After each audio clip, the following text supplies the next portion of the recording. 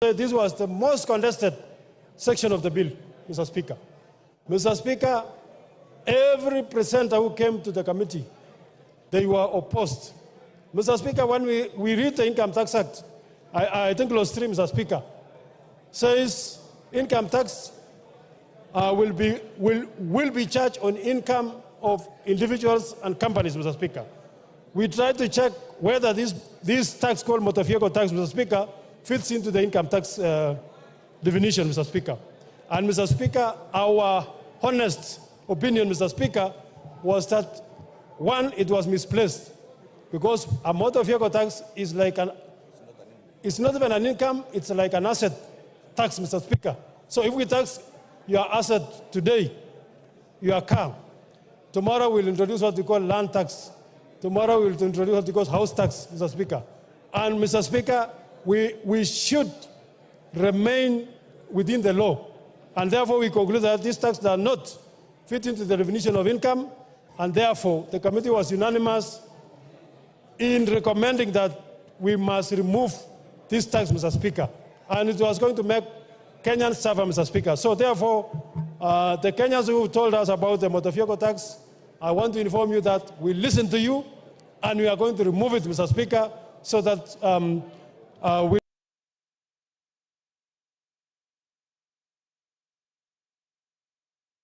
reduce the cost of living in this country. So, Mr. Speaker, those people are relying on this section to make sure that, to talk about the finance bill in the pipeline, Mr. Speaker. We have recommended removal. So people must relax, Mr. Speaker. We are removing it. Kenyans must should relax, Mr. Speaker. Mr. Speaker, the bill under Income Tax Act proposal also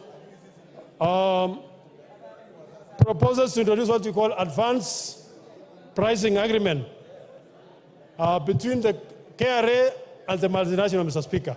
Mr. Speaker, multinationals operate a very complex financial system, Mr. Speaker. Sometimes they want to do what we call the tax planning, Mr. Speaker, so that as a country we lose finally. But, Mr. Speaker, we want to make sure that everyone contributes their fair share of tax. And therefore, we support what we call the advanced pricing agreement for enhancement of revenues for multinational entities, Mr. Speaker, so that they contribute their fair share of tax, Mr. Speaker. Mr. Speaker, this bill proposes to increase the non-taxable amount of pensions, Mr. Speaker, from 20,000 per month, Mr. Speaker, to 30,000 per month, Mr. Speaker. Mr. Speaker, all the Kenyans who are retired, Mr. Speaker, they must be cushioned, Mr. Speaker. They have supported the country for well over 60 years, Mr. Speaker.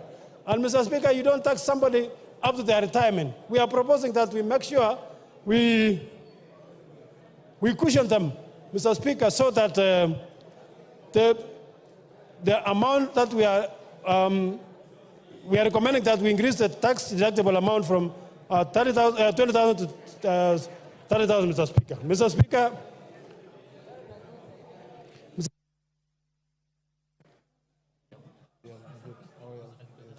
your time is up, Benja. 1 minute to wind up. 1 minute, Mr. Speaker. Yes, I've given you 1 minute. Okay. Finish up. Mr. Speaker, on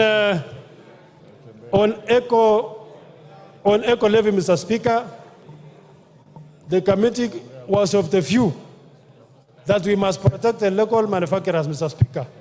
Mr. Speaker, the bill proposes to have what you call eco levy to protect the environment from both local manufacturers and imported goods, Mr. Speaker. Mr. Speaker, we were unanimous in saying that we have to support our manufacturers. We only levy the eco levy on the finished manufactured goods, Mr. Speaker. Our local manufacturers, we have what we call Mr. Speaker, our local manufacturers, Mr. Speaker, have arrangements to protect the environment which have been agreed with NEMA, Mr. Speaker. So the levy will only be on foreign finished products, and Mr. Speaker, those goods which we cannot manufacture in Kenya. Mr. Speaker, I second and I support. I ask. Order, honorable members, take your seats. Order, take your seats. Honorable Cheng. Honorable members, I now propose the question, which is that the Finance Bill, National Assembly Bill number 30 of 2024, be now read a second time. Opio and I. Yes. Okay.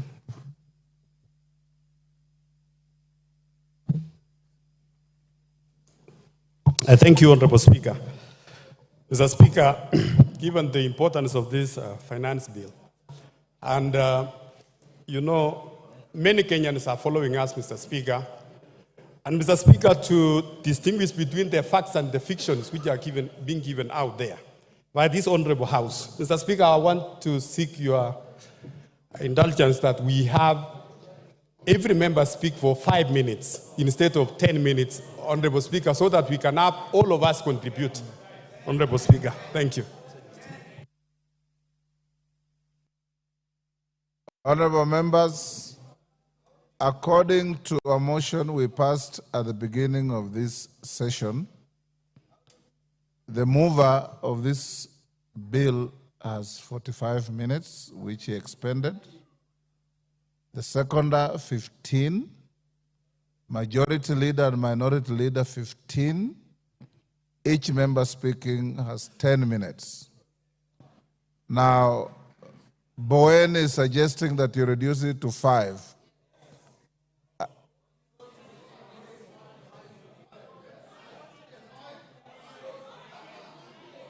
Order. Is Bowen's proposal supported? Let's start with 10. Let's start with what you passed. As usual, my screen is full. Order.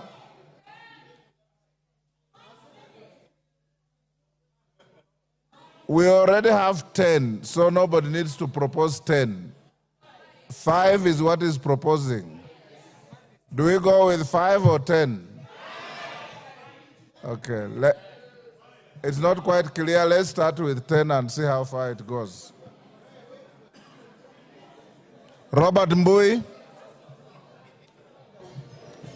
Thank you, Mr. Speaker. Mr. Speaker, when we were all elected, we took oath of office to defend the Constitution 2010. The spirit of Article 1 and Article 95 of the Constitution. Order, honorable members, order. The matter of order. The matter of 10 or 5 minutes is now moot. We will see how to revisit it later. And those of you who are given a chance to speak, if you exhaust your points before you end the 10 minutes, you can yield the floor so that somebody else can be able to get the opportunity. Go on, Robert.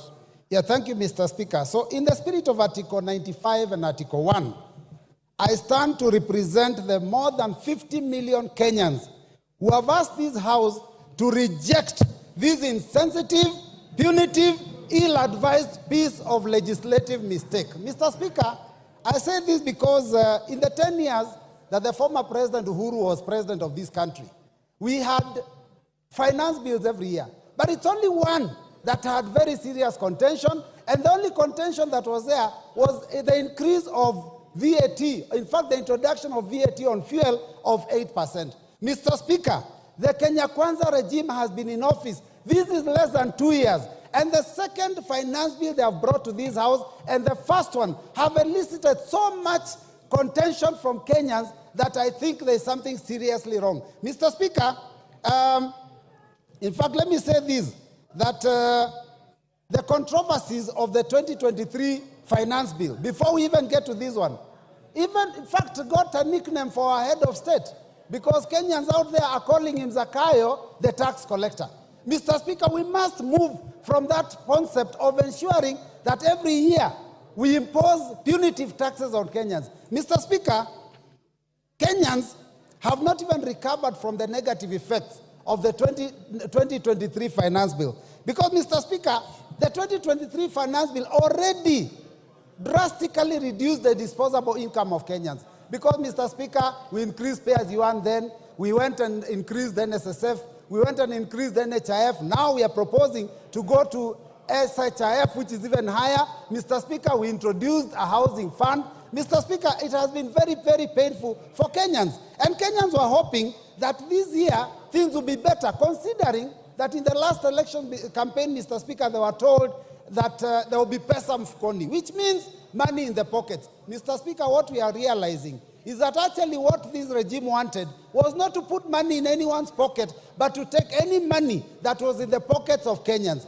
Mr. Speaker, the cost of government services have gone so high that we can't even afford our children to have ID cards. So, Mr. Speaker, when I look at a bill that proposes to increase the already overburdened Kenyans, it is something that we have to stand firm and reject. Mr. Speaker, let me say this, that we were told to tighten our belts. And I know this is the intention, that we be hit very hard the first 2, 3, 4 years.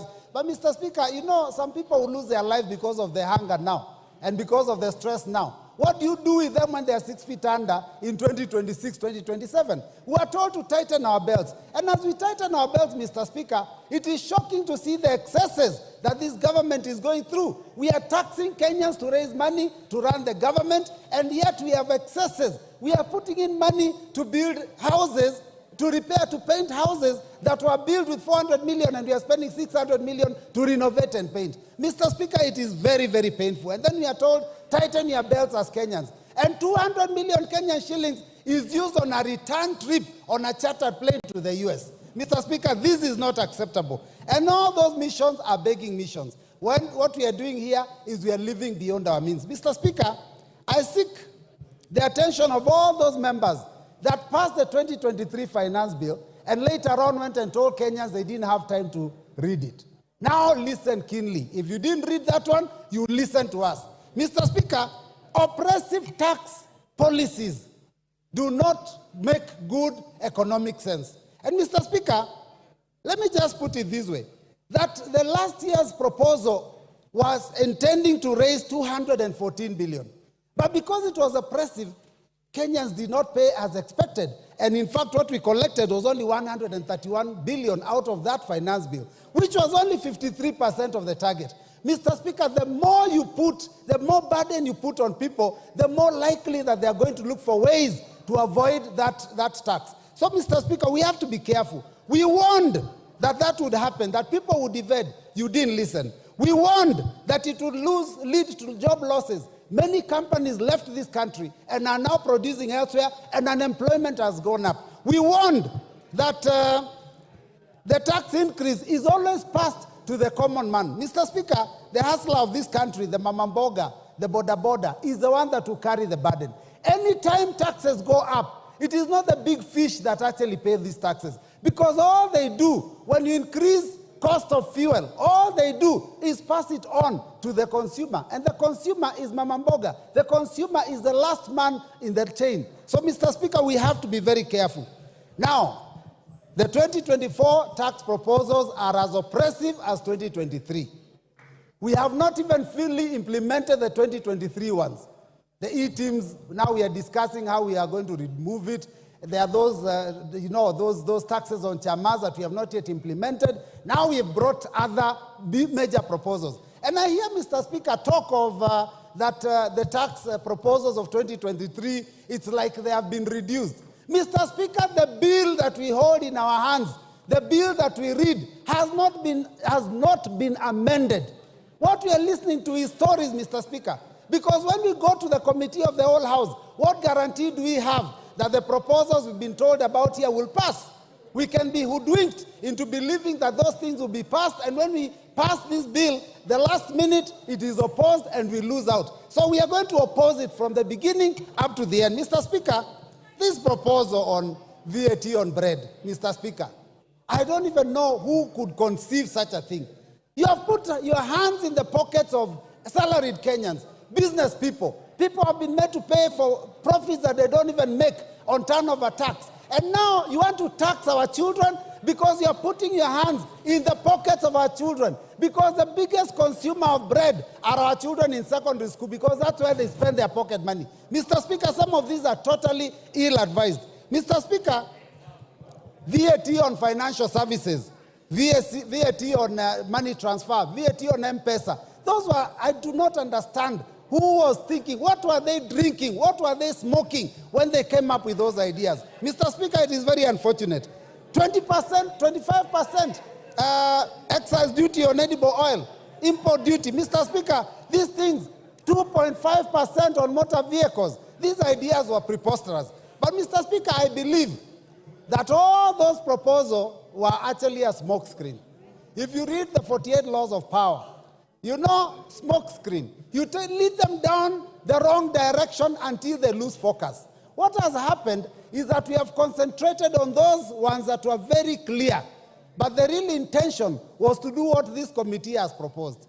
That suddenly, after we think that things are okay, they increase RMD, road maintenance levy, road development levy, and the import duty. That is what the intention was. In fact, the net effect is likely to be that this finance bill may be collecting almost as much, if not more, than the previous proposal. So, Mr. Speaker, I stand in solidarity with those Kenyans that said that this must be rejected in totality. Mr. Speaker, I want to ask the Inspector General to stop interfering with Kenyans when they are exercising their democratic right of picketing, because Kenyans have a right to defend themselves. When they see the Constitution being mutilated, when they see their pockets being ravaged, when they see their children being unable to go to school, to put food on the table, they have every right to defend themselves. Inspector General, can you concentrate on defending the country and stop interfering with Kenyans?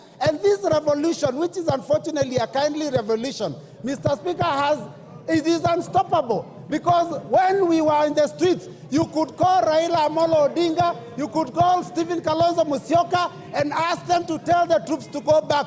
Who do you call when you pass this bill? So I reject and I vote, I reject. Thank you, Mr. Speaker. Thank you. Thank you. That order, Owen Bayer.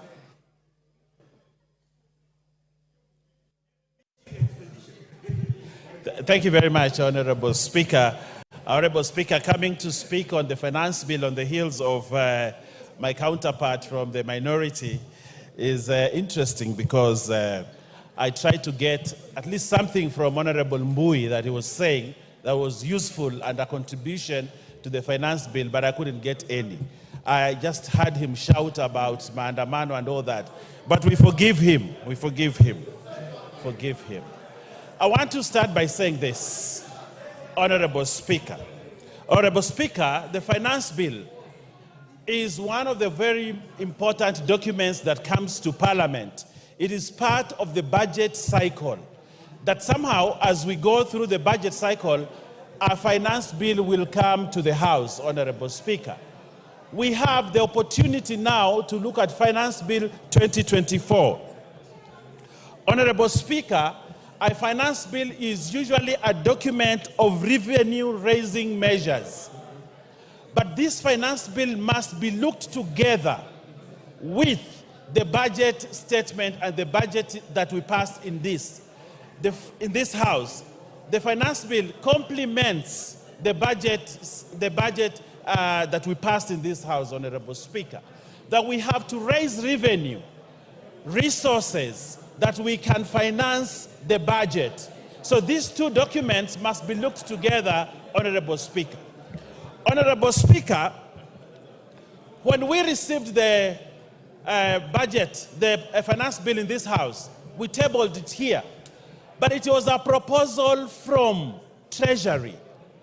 And when a proposal comes to the House, Honorable Speaker, it needs to be debated. They cannot pass the way it has been brought. It is scrutinized by the House. And the Constitution, Honorable Speaker, gave us the opportunity to do public participation. And public participation, Honorable Speaker, is a key plank in passing laws and legislation in this House. Treasury makes wild proposals that comes to the House. But it is up to this House to sit down, debate those proposals, look at them, and see whether they are fair revenue-raising measures for the country. Honorable Speaker, we have had a thorough public participation, one which Kenyans spoke their feelings about the finance bill. Honorable Speaker, Kenyans talked to the committee. Kenyans raised their voices about contentious issues in the finance bill. And those issues were captured by the committee, a committee that includes members from the minority and also includes members from the majority. And Kenyans had, the committee had, and they made changes to the finance bill. Honorable Speaker, the House itself has, in third reading, the power to make amendments to the proposals that came from the Treasury. So therefore, Honorable Speaker, at this time to say that we reject the finance bill in total is to reject the mandate that you were given by the people. The people gave you mandate to debate, hear, approve or not approve, and that is the process that we are undertaking, Honorable Speaker. Honorable Speaker, the budget created a deficit, and in dealing with a deficit for a budget, there are three ways you can look at: reduce the budget, borrow, or tax. Those are the three things that you need to do when you're dealing with a budget for you to finance a budget. You either borrow, you either reduce the budget, or you tax to be able to finance a budget. All these measures are available to this House, Honorable Speaker, to make a decision on how we go forward. But Honorable Speaker, allow me also to say, did the committee listen? Yes, the committee listened on the proposals that were brought from Treasury. And Honorable Speaker, it is important to note that the proposals that were made, the proposals that we had from the Treasury, did not go unchanged by the committee, Honorable Speaker. And I would like, Honorable Speaker, to just note a few things. The proposal on 16% VAT on bread was dropped. And there's a proposal in the report that be dropped. That is a win for Kenyans, Honorable Speaker, that now we will not have the 16% raise on bread in the finance bill. That has been dropped, and Kenyans are safe. They can have bread, and Mbuyi and the children in school can have bread at less than the proposal of 16%. Honorable Speaker, we had noise about the motor tax, 2.5. Honorable Speaker, it is important to note that the committee listened, and when the committee listened, they dropped the 2.5 on motor vehicle because the committee listened, and now Kenyans do not have to pay that motor tax. Honorable Speaker, the eco tax that had been proposed by Treasury, the committee looked at it, studied it, and said we can only levy eco a tax on imported finished products. But for products that are manufactured in this country, they will not attract the eco tax that had been proposed by Treasury. Honorable Speaker, that is a win for Kenyans, which we might celebrate as a House, because the committee listened. Honorable Speaker, there was a lot of taxation on the payslip, and the people who had loans were even suffering. But what has this committee done in terms of those things? They have reorganized the taxation within a payslip, and now there'll be more money on people's pockets from their payslip because the committee listened, Honorable Speaker. Honorable Speaker, there are many gains in this report, not on the finance bill, but on the report of the committee, which is what will eventually go into making the Finance Act. So, Honorable Speaker, as we move forward, Honorable Speaker, and I'm sure many other people will look at the many issues that Kenyans have gained, but I also want to look at the budget, Honorable Speaker. Today, members of this House CDF will have more money than before because it was proposed in the budget and it is going to be financed in this finance bill. Honorable Speaker. Honorable Opio and I here celebrated the other day that political parties' money has actually been returned into the budget. And he was very ecstatic that there is money for political parties. But I asked him that question, but that money must come from somewhere. That money has to come from the finance bill, which will finance the money in the political parties. Honorable Speaker, the women. What's the point of order, Minority Leader? You know, Honorable Owen Baya was doing fairly well until he mentioned my name in respect of political parties fund. Honorable Speaker, you know, political parties fund is not a favor to anybody or to any political party. And as a matter of fact, the threshold set out in the law has not been met in this regime. And therefore, I want to ask you, Honorable Speaker, to compel Honorable Baya to withdraw those very unfortunate remarks and apologize profusely, not only to me, but to the House and Kenyans in general. Thank you. Owen. Thank you very much. It is very true that the budget has money for political parties. And that money will come from a source. And that source is the finance bill. So, Honorable Speaker, I am still within my limits of speech. Honorable Speaker, I also want to say this. We have a budget that we must finance. We have a budget that we must get money to ensure resources go to Kenyans, that services go to Kenyans, that development go to Kenyans, that we have to pay debt, the 1.0 something trillion of servicing the debt. We have to have money to do that. And one way is to raise money through the finance bill. Honorable Speaker, we have to make hard decisions for our country in order to make it forward. But if we want to be good people, Honorable Speaker, I read somewhere that if you want to be a good person, please go and sell ice cream. But if you want to be a leader, you have to be here and make hard decisions. Your time is up. Your time is up. You must make the hard decision to sit down. Honorable members, before I give the next member,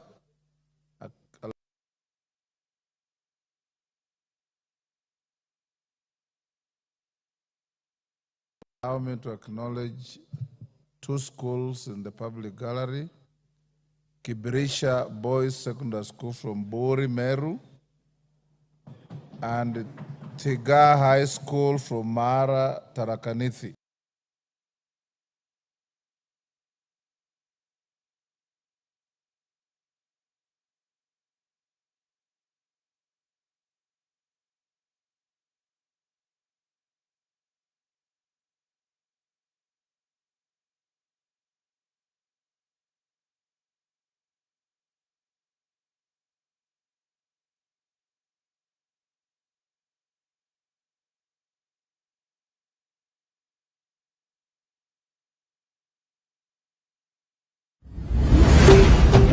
Ndizi TV, Ubwansu, Bwomogusi.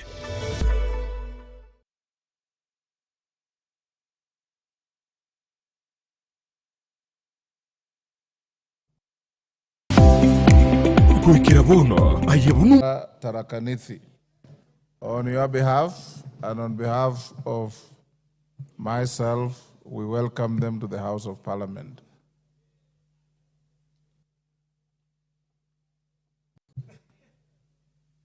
Mama Zamzam.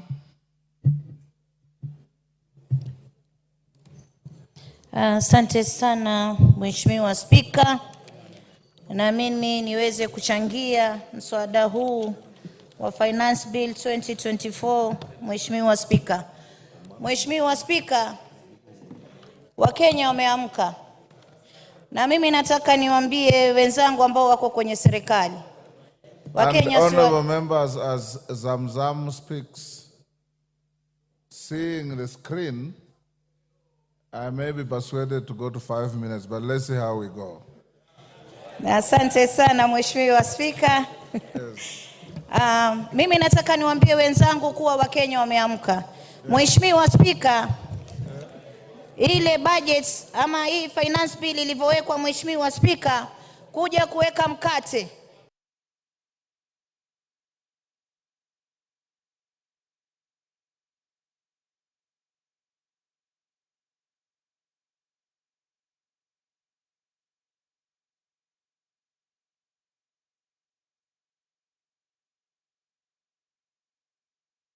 Edible oils na vitu ambavyo vinamgusa kama vile magari. Mheshimiwa Spika, ile ilikuwa ni strategy ya kuweza kuwaondoa Kenya katika ile shetani kubwa ambayo imebaki ndani ya hii bill. Mheshimiwa Spika, Mheshimiwa Spika, Wakenya wamemakinika. Ukiwaona wanaingia barabarani wenyewe bila baba, jua kuna shida.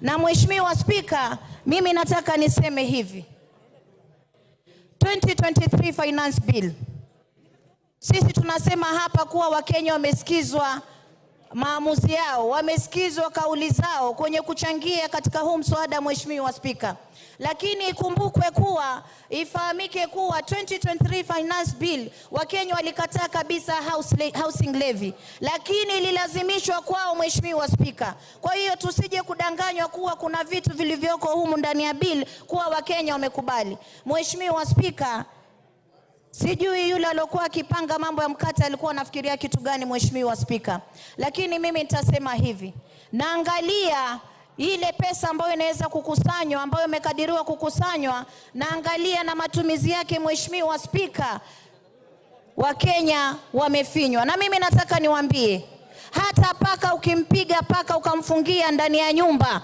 paka atakung'ata. Imefika wakati sasa Wakenya wanaanza kutufuata sisi na messages zinatumiwa mpaka rais. Mheshimiwa Spika, hii Kenya watu wameamka. Mheshimiwa Spika, na mimi nataka niwaambieni, tutacheka leo, wengine wanasikia raha, wengine mmetumwa mpige yes, lakini kumbukeni hii bill ambayo mnaifanya saizi si yenu tu, itashika vizazi vijazo. Itafika wakati wewe hauko bungeni, itafika wakati wewe mtoto wako, mama yako, ndugu yako hana njia, hana uwezo, itamfinya. Kwa hiyo tukitunga sheria sisi tunaangalia sheria, tunatunga sheria ya kuweza kusaidia ama ni sheria ya kuweza kumvunja Mkenya. Mheshimiwa Spika, naangalia bajeti ambayo imewekwa katika ofisi ya rais. Mheshimiwa Spika, ukiangalia State House imewekwa karibu bilioni 8, 7.9 billion. Ukiangalia Office of the President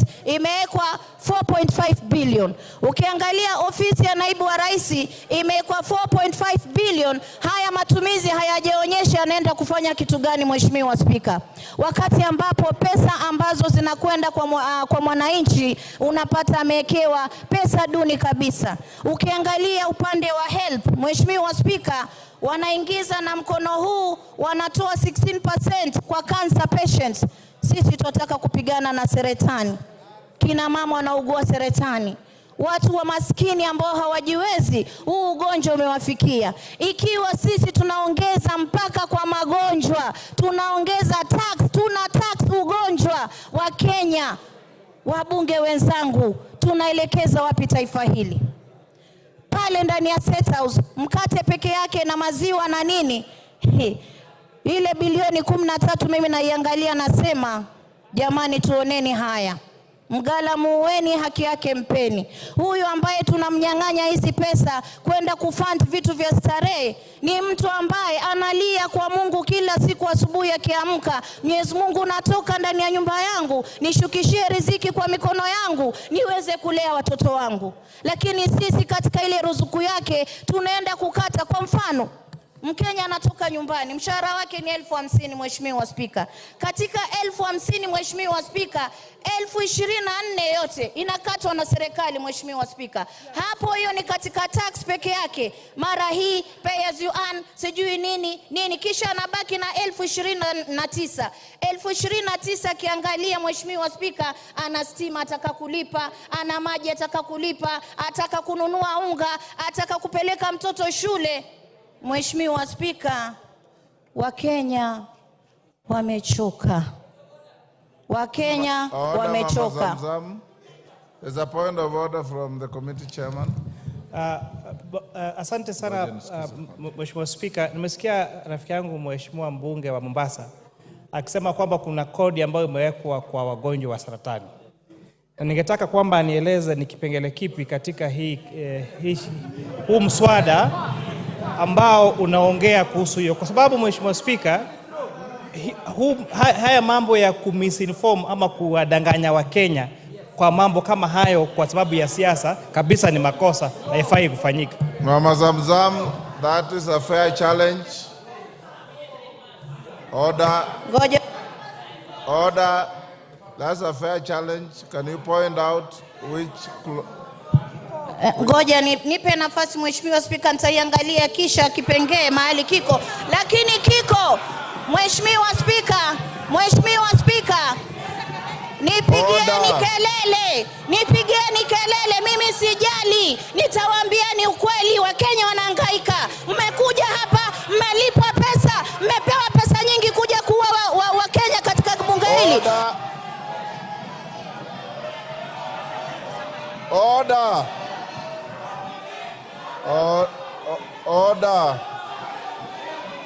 Order. Order, honorable members, order. Order, Mama Zamzam. Order, Honorable Zamzam. Order. Honorable Zamzam. Order, KJ. Order, members. We were doing so well in terms of decorum and production from members until we reached here. Mama Zamzam, order, standing order 91. Every member is responsible for the accuracy of any facts which you allege. And the Speaker doesn't get involved in your allegations until you are challenged. When a colleague challenges you, the easy thing is not to raise your voice. The easy thing is to say, this is found in clause this and that of the bill. And it ends there. That is how you discharge your responsibility. If it is not in the bill, then the challenge becomes legitimate, and the decent thing to do is to withdraw and move on with your other contributions. Order. The Speaker needs no assistance, Honorable Kamket. Honorable Zamzam, if it is in the bill, point out to the chair of the committee. If it isn't, just withdraw and move on with your other contributions.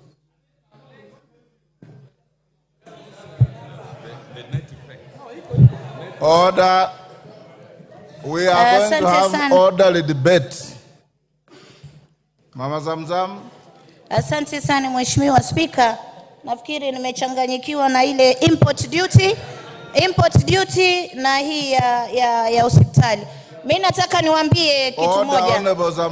Mheshimiwa Spika, nimekubali. Kama haiko uiondoe alafu uendelee. Haiko Mheshimiwa Spika, lakini pesa ambazo wanafanya za matumizi ni nyingi. Haiko, nimekubali. Order, Mama Zamzam. Order, honorable members. Take your seat, Mama Zamzam. Order, Mama Zamzam. Order.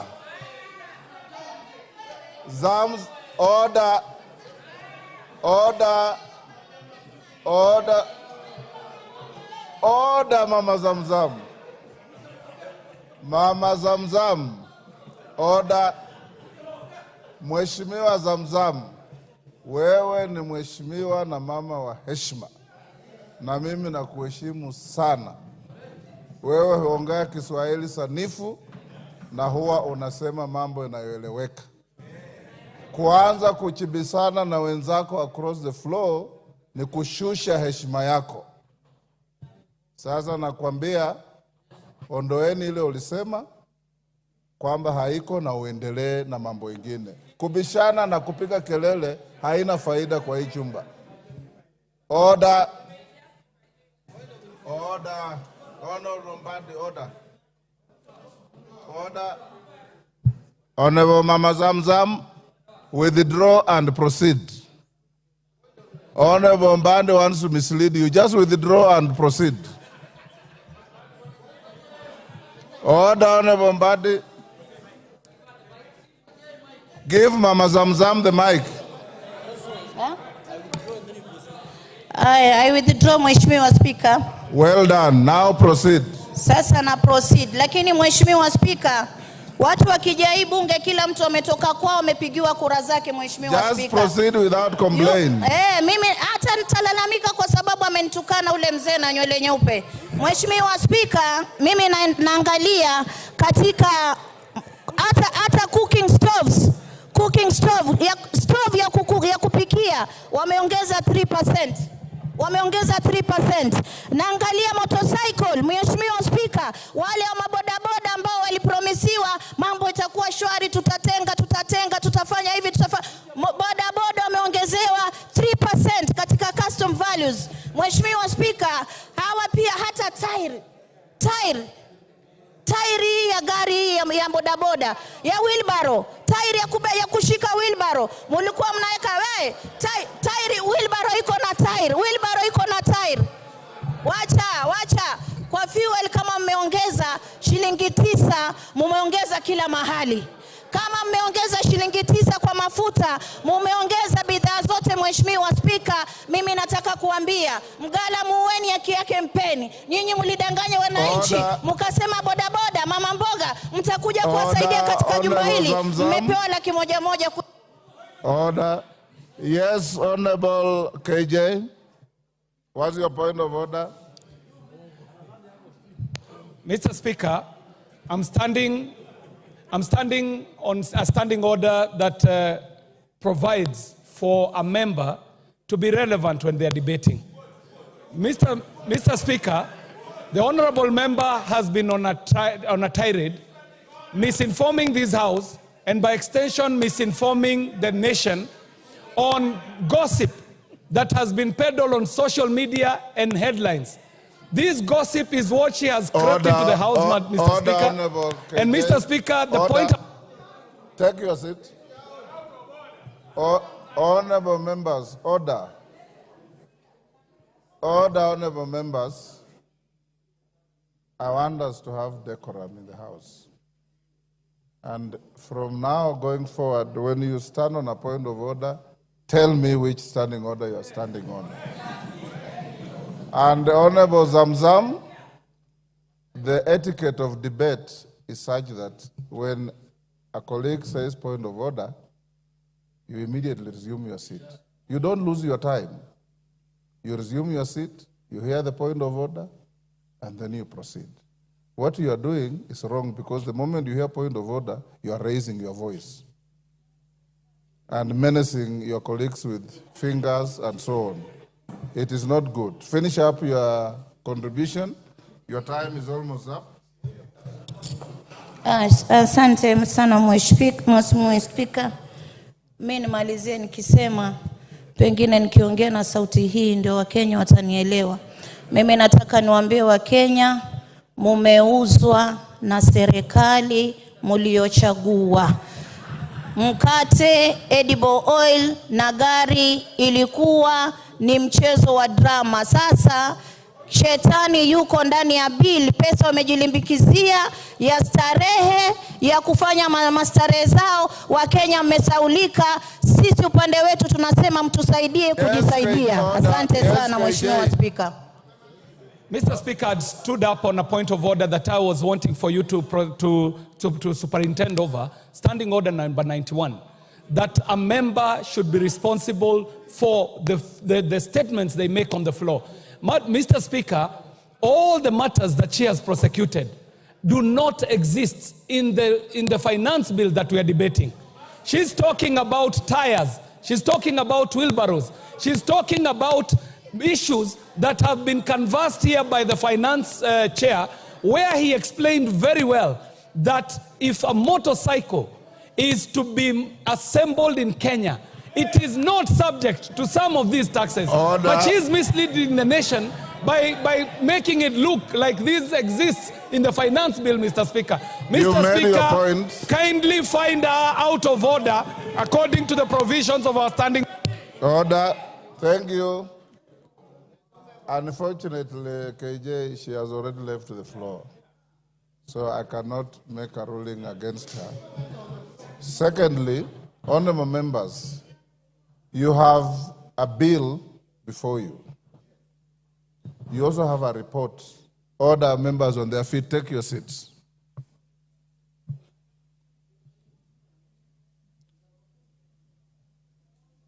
You have a bill before you. You also have a report of the committee. The mover of the bill extensively made reference to the report, said this has been dropped, this has been dropped, this has been dropped. You may be convinced, you may not be convinced. When you are debating, make your reference to the bill. You're also at liberty to make reference to the report. Nobody will be tailored to have one track. Make your reference to the bill, make your reference to the report. What I will not allow you to do is to say things that are neither in the bill nor in the report, the way Mama Zamzam was trying to do. Wachira Karani. Thank you. Yes, Honorable Millie Odhiambo, what's your point of order? Thank you for your guidance, Mr. Speaker. Mr. Speaker, I'm just standing with a lot of due respect and concern over what you have just said. Mr. Speaker, first I want to thank you for giving us guidance and direction that we can make reference to the bill and to the report. Mr. Speaker, one of the rules of debating in this House is you can go outside those two so long as you make a link with what is in the report and what is in the bill. But when we are being told that I must speak in that narrow sense, Mr. Speaker, we are being gagged. Order, Honorable Millie. We are feeling gagged. Take your seat. Honorable Millie, nobody's being gagged. The rules of debate are very clear. You can make conjecture. You can make reference to matters known to you. But when you are challenged by a colleague, you have a duty to respond and respond relevantly. The Speaker is not here to gag anybody, and nobody will be gagged, including you, Millie. All right? Wachira Karani. Yes, Junet Mohammed. Mr. Speaker, you have guided very well, Mr. Speaker, and I want to thank you. But, Mr. Speaker, having said that, can we have... Order, Ruth Odinga. It is out of order to stand between a member on his feet and the chair. Yes. Yeah, Mr. Speaker, you have guided us very well. But, Mr. Speaker, members must know that we are debating a bill as it is. The report is giving us proposals on what the committee thinks we need to do. But the bill as it is now is not amended. So when somebody talks about 3% on wheelbarrow, 3% on mokokoteni, he is debating in accordance with the way the bill is as this morning.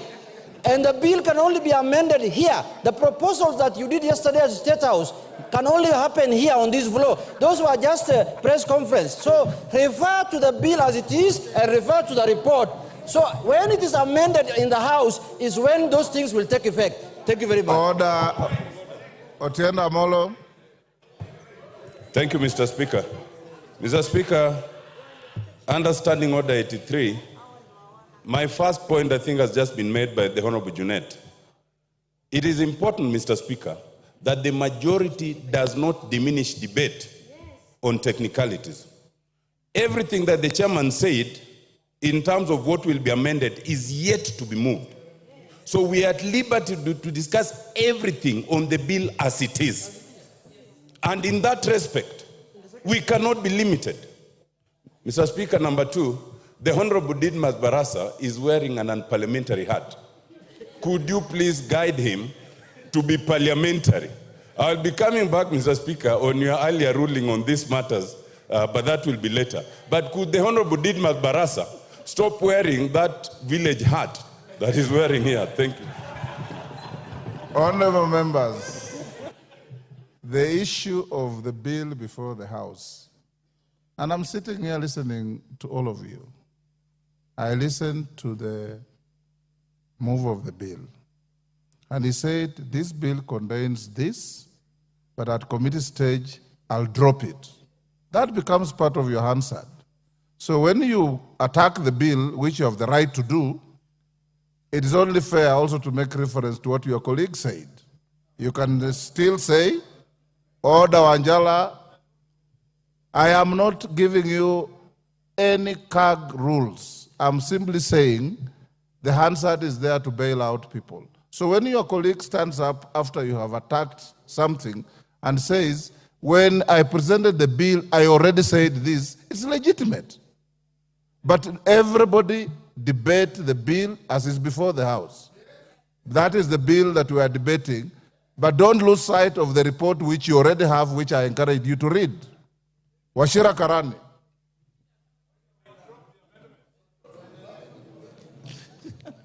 Thank you, Mr. Wachira Speaker. Karani, you have the floor. Thank you very much, Mr. Speaker. I thank you for giving me this opportunity so that I also do my contribution. Mr. Speaker, before this committee gave out the report, Kenyans listened to talk shows, to radios, to newspapers, analysis. That is what they judged the report with. In my constituency, I've visited several places, Mr. Speaker. I've gone to churches. I've gone to trading centers. I've listened to the messages. I've read the messages the people have sent to me.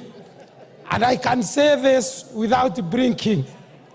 What has been presented by the committee as the report and what has been spread by the talk shows, they are totally two things that are totally different.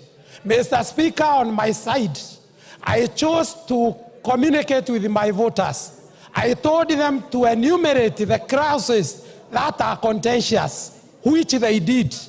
And they did on 5 contexts. First of all, they complained about the VAT 16% on the bread tax. They also complained about the tax on edible oils. They also complained about the tax on motor vehicle, the 2.5%. They complained about the eco levy, the 5 items. And I promised them that I'm going to approach the Committee on Finance so that those are addressed. I'm very happy this morning because the committee, led by the very able Honorable Kimani, has reviewed all of those. The tax on bread has been removed, the 16%. The 2.5% on motor vehicle levy has been removed. The money transfer have been removed. So me, as I stand, Mr. Speaker, I just want to thank the Committee on Finance for work well done, doing a thorough job, and listening to what we have communicated to them and acting of them. I support, Mr. Speaker. Minority Leader. The Honorable Speaker, let me make the following comments concerning the Finance Bill 2024. But I want to pick from where the Honorable Robert Mbui left. You know, Honorable Speaker, we have been around for some time. As a matter of fact, this, I think, is my 12th year in this parliament. And even before that, I was living in Kenya.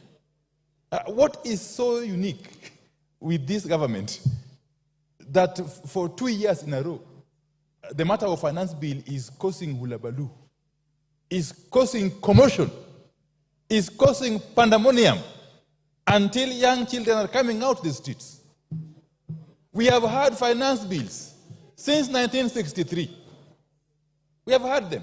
We had them during Jomo Kenyatta time. We had them during President Moi's time. We had them during President Kibaki. Recently, we had them during President Uhuru's time.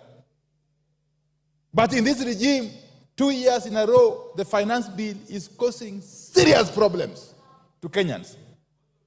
And is exposing the regime as totally insensitive to the plight of the people. Do you want information from Kamket? Certainly no, Honorable Speaker. How can Honorable Kamket inform me, Honorable Speaker? Really, no. So, Honorable Speaker, that is the question we must ask ourselves. And then it again raises the issue. Who advises this government? Who are the real advisors? In terms of economics, in terms of finance management, leave alone politics. Politics we can deal with later. But who advises this government? Because it seems to make mistake after mistake, mistake after mistake, mistake after mistake, Honorable Speaker. Following the outcry that happened after the 2023 finance bill was unveiled, I had imagined, I had thought that this government would be the wiser this time around. What we see is actually a worst case. As they say, the more things change, the more they remain the same. Honorable Speaker, I have read the bill in its entirety. I have similarly read the report of the committee, chaired by my very good friend, Honorable Kimani Korea. Honorable Speaker, if you look at the report of the committee and together with the amendments it is proposing to make on the bill, then you come to the conclusion that actually the character, the structure of the bill is actually changing fundamentally. Fundamentally. And this flies on the face of the provisions of Standing Order 48. Honorable Speaker, at some point perhaps I would be calling upon you to consider asking the chair to withdraw the bill and introduce a new one. Because the character is changing. And why is the character changing, Honorable Speaker? Honorable Speaker, under Article 201 of the Constitution, specifically 201 sub-article A, on the matter of principles that govern or guide public finance management. Public finance management. I don't know what is itching, Honorable Soro. Honorable Speaker, one of the principles, some of the principles that should guide the management of public finance: openness, accountability, and including public participation in financial matters. If you can come out of the blues and tell us that now these things that we had introduced in the bill, these taxes that we had introduced in the bills, we are now removing them.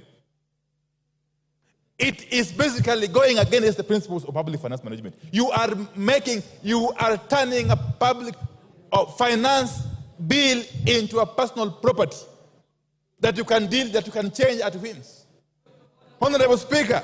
Yes, Chairman of... Honorable Speaker. Order, Minority Leader. Chairman. Honorable Speaker, again, on a point of order on misinformation. The Leader of Minority clearly read the PFM Act and talked about then if changes are made, the allegations making them then significantly that bill would have to be drafted. Then the question on public participation remains. Then does it mean that he is purporting that everything that the public says is just an exercise in futility and should not change? Otherwise, then why were we involving taxpayers' money and time to reason to the members of the public if we cannot propose changes on the bill? Minority Leader.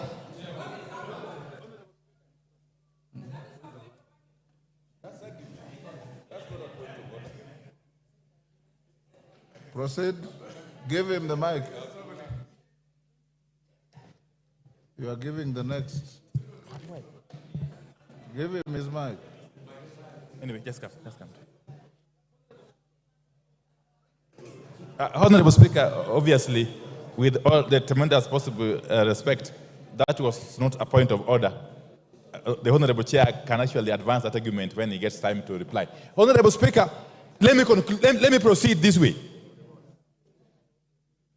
That Kenyans are already overtaxed. In fact, if you look at Kenya vis-a-vis the rest of the world, you would be forgiven to conclude that Kenyans are some of the most taxed human beings on earth. And therefore, any responsible government would be looking at ways to lessen the tax burden on Kenyans, not to increase it, Honorable Speaker, as this bill is attempting to do. Honorable Speaker, in spite of the recommendations in the report, which look very flowery, Honorable Speaker, we have always been reminded that the devil is in the details. I am aware, even though this is not part of the finance bill, that there are plans to increase the levy on roads maintenance. I know, of course, the amendment will come separately. Yes. The moment you increase the road maintenance levy by even a shilling, leave alone the 9 shillings being proposed, the ripple effect is enormous in all sectors of the economy. And the loser is the common Kenyan taxpayer. Honorable Speaker. And therefore, this is a case of taking with one hand, giving with one hand, and taking back with another hand. It's not helping the situation, Honorable Speaker. Honorable Speaker, this economy has become too hostile for foreign investors, indeed even for local investors.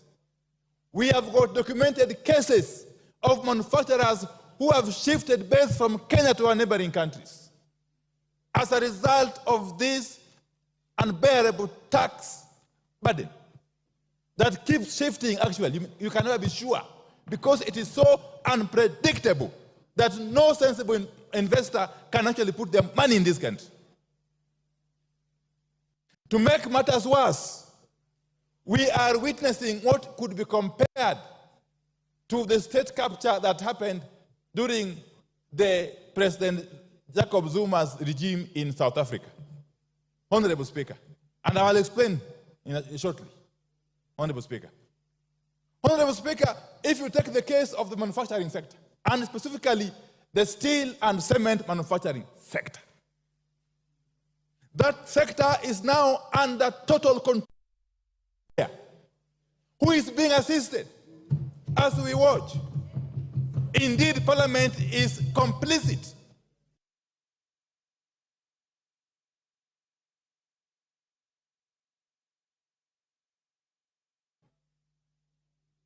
We have a case where this one particular manufacturer is the only person who has the capacity to manufacture billets which are used in the steel manufacture, and actually clinker, which is also used in the manufacture of cement. To make it worse, this same manufacturer, who has got the support of these people, Honorable Speaker, he is compelling his competitors to buy from him raw materials. To make it worse, he is compelling them to buy at a minimum. That for you to buy from me billet or clinker, you must buy quantities worth minimum of $100,000, and you must pay me in US dollars. And he delivers when he wants. Do you expect him to compete favorably with the rest? I will name him. It is the owner of Devki Steel Company and the owner of Simba Cement. I think his name is Guru. That one. We must shame these people. We must name and shame these people. If you are to rescue our country from the clutches of state capture, Honorable Speaker, we must do so. We must do so. Now, I am happy. I am happy at the debate and the information that is coming out from my point of order is 91. 91. That my friend, the leader, I would like him to substantiate and give us, he said he must buy from me, he must do this and this. Where did he say? Where is that factual information? You can do better by giving us, a record of what he said, other than hearsay, Honorable Speaker. You can do better than just say things. Order, Honorable. Both of you are veering off the track. Let's avoid the temptation to besmirch people who cannot defend themselves on the floor. Go on, Minority Leader. Yes, please. Sorry. So I will leave that at that. But Honorable Baya, stop holding brief for these characters. It doesn't help. Let me tell you, from my experience in this parliament, they'll never really assist you in the constituency. Honorable Speaker, where we have now reached is a situation of helplessness. No wonder young boys and girls are coming out in their numbers on the streets and facing police truncheons and water cannon and tear gas, something which is unprecedented, Honorable Speaker. It reminds me of a play by the celebrated Professor Francis Mbuga, that is Betrayal in the City. Honorable Speaker, you are a literature person. If you read that play, I read it long ago. You read it, yes. There's a character by the name Jasper Wendu. Okay? He was in a situation, he was actually lamenting that we have waited for independence. We were hopeful for good things. Independence came. And now we have got nothing else to look up to or forward to, Honorable Speaker.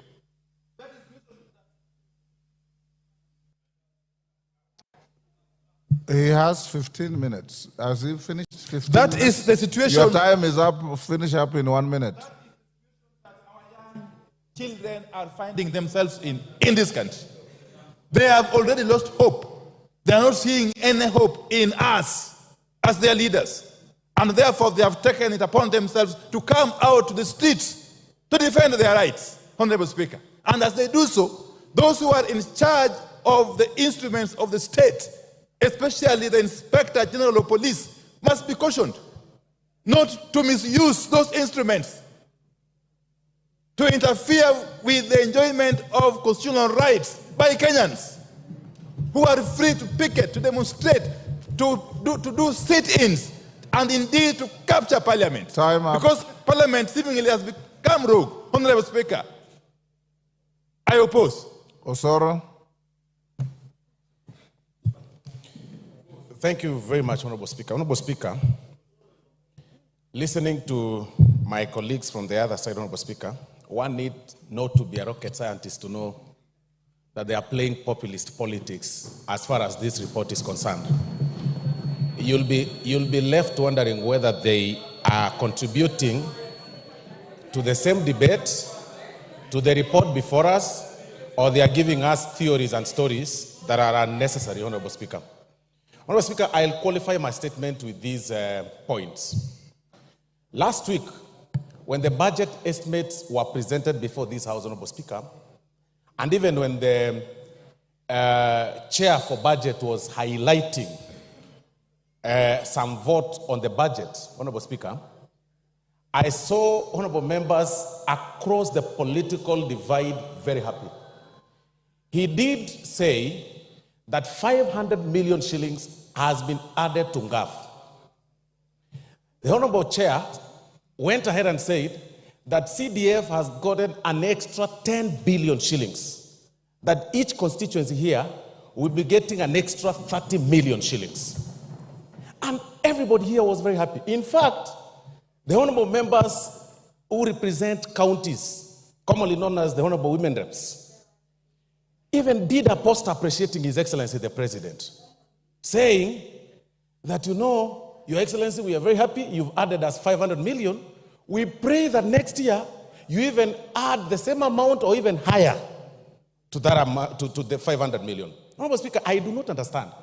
You cannot eat your cake and still have it.